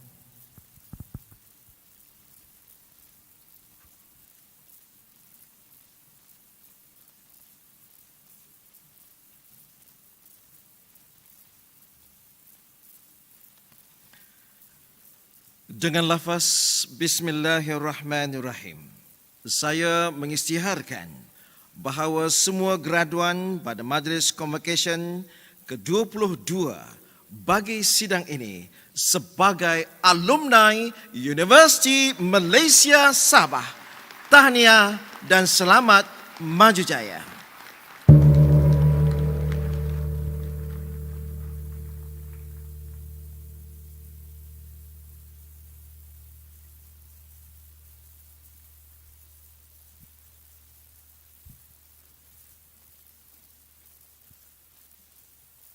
Bacaan doa.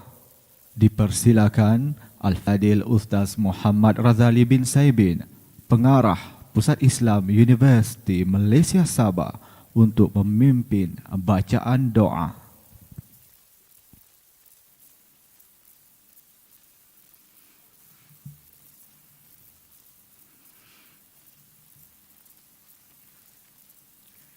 بسم الله الرحمن الرحيم الحمد لله رب العالمين حمدا يوافي نعمه ويكافئ مزيده يا ربنا لك الحمد كما ينبغي لجلالك وجهك الكريم وعظيم سلطانك اللهم صل على سيدنا محمد خاتم الأنبياء والمرسلين وعلى آله وأصحابه أجمعين Allahumma ya Rahman ya Rahim.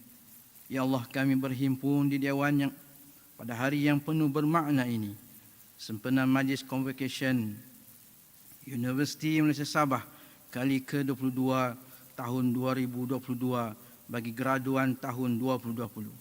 Kami mohon limpah taufik dan hidayah-Mu agar kami dikurniakan kesihatan dan kekuatan dalam melaksanakan tugas dan amanah yang dipertanggungjawabkan. Allahumma ya Aziz ya Ghaffar, kami menadah tangan memohon rahmat dari-Mu ya Allah untuk kedua ibu bapa kami yang telah melihara, mengasuh dan mendidik kami ke jalan yang Engkau redai. Kurniakanlah nikmat dan rezeki yang berakah, kesihatan dan kelapangan sepanjang hayat mereka. Tempatkanlah mereka bersama orang yang mendapat keampunan, bersama para awliya, syuhada dan anbiya. Allahumma ya zal fadli wal imtinan. Ya Allah, Tuhan yang mempunyai kemuliaan dan kebesaran, kurniakanlah kemuliaan ke atas para pendidik yang telah mencurahkan tenaga, masa dan diri mereka untuk mendidik kami.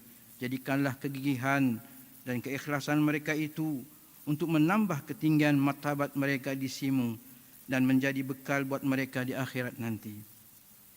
Juga limpahkanlah ya Allah kurniaan dan rahmat dan keampunan-Mu kepada seluruh pentadbir dan warga UMS yang telah membantu menunjuk jalan untuk kami mencapai cita-cita kami. Allahumma ya zal judi wal ikram, berikanlah kami kekuatan dan keyakinan serta tingkatkanlah azam kami agar ilmu yang telah Engkau berikan dan kurniakan kepada kami dapat kami manfaatkan dengan sebaik-baiknya, jujur dan dedikasi untuk membangun satu ummah yang diberkati dan diredai-Mu. Rabbana atina fid dunya hasanah wa fil akhirati hasanah wa qina azaban nar wa adkhil jannata ma'al abrar ya aziz ya ghaffar ya rabbal alamin. Wa sallallahu ala sayyidina Muhammad walhamdulillahi rabbil alamin.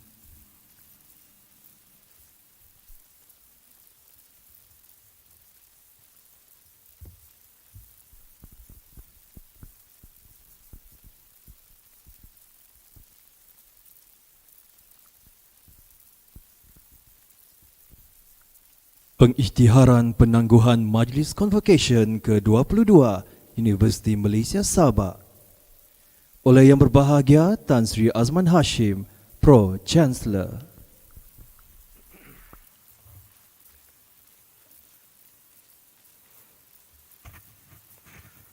Saya dengan ini mengisytiharkan Majlis Convocation bagi sidang ini ditangguhkan. Terima kasih.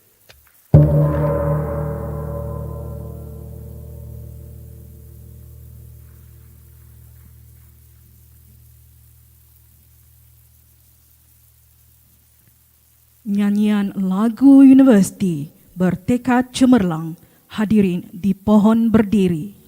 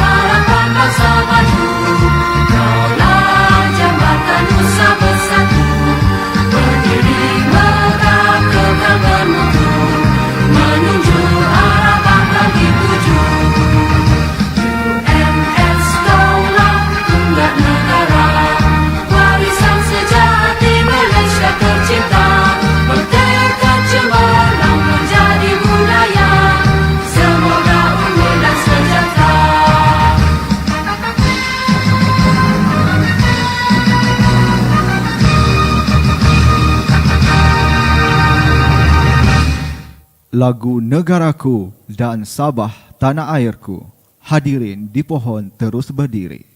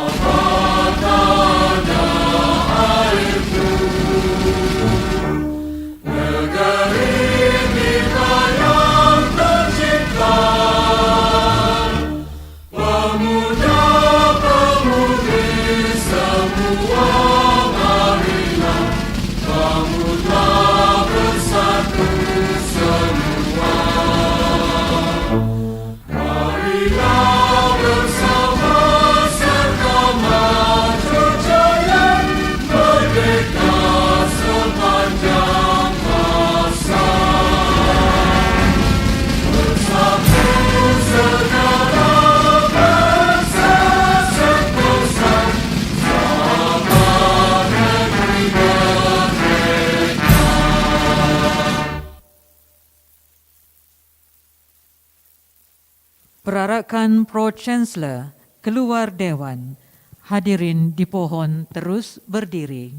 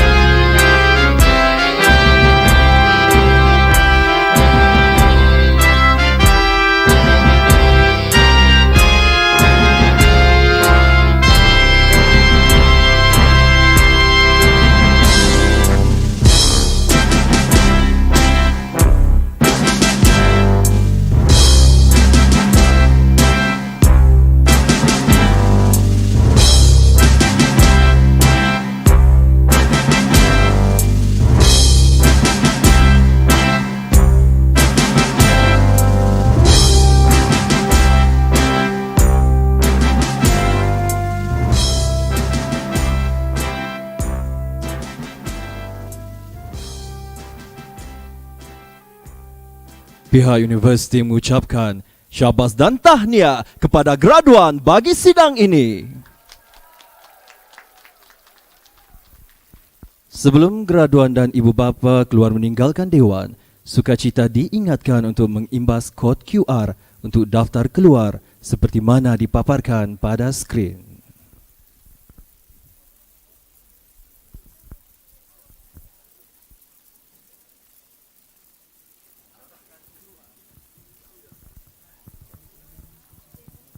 Perhatian kepada graduan yang bernama Saudari Clary Mastin. Saudari Clary Mastin, sila tuntut beg tangan anda di kaunter Lost and Found yang berada di luar Dewan.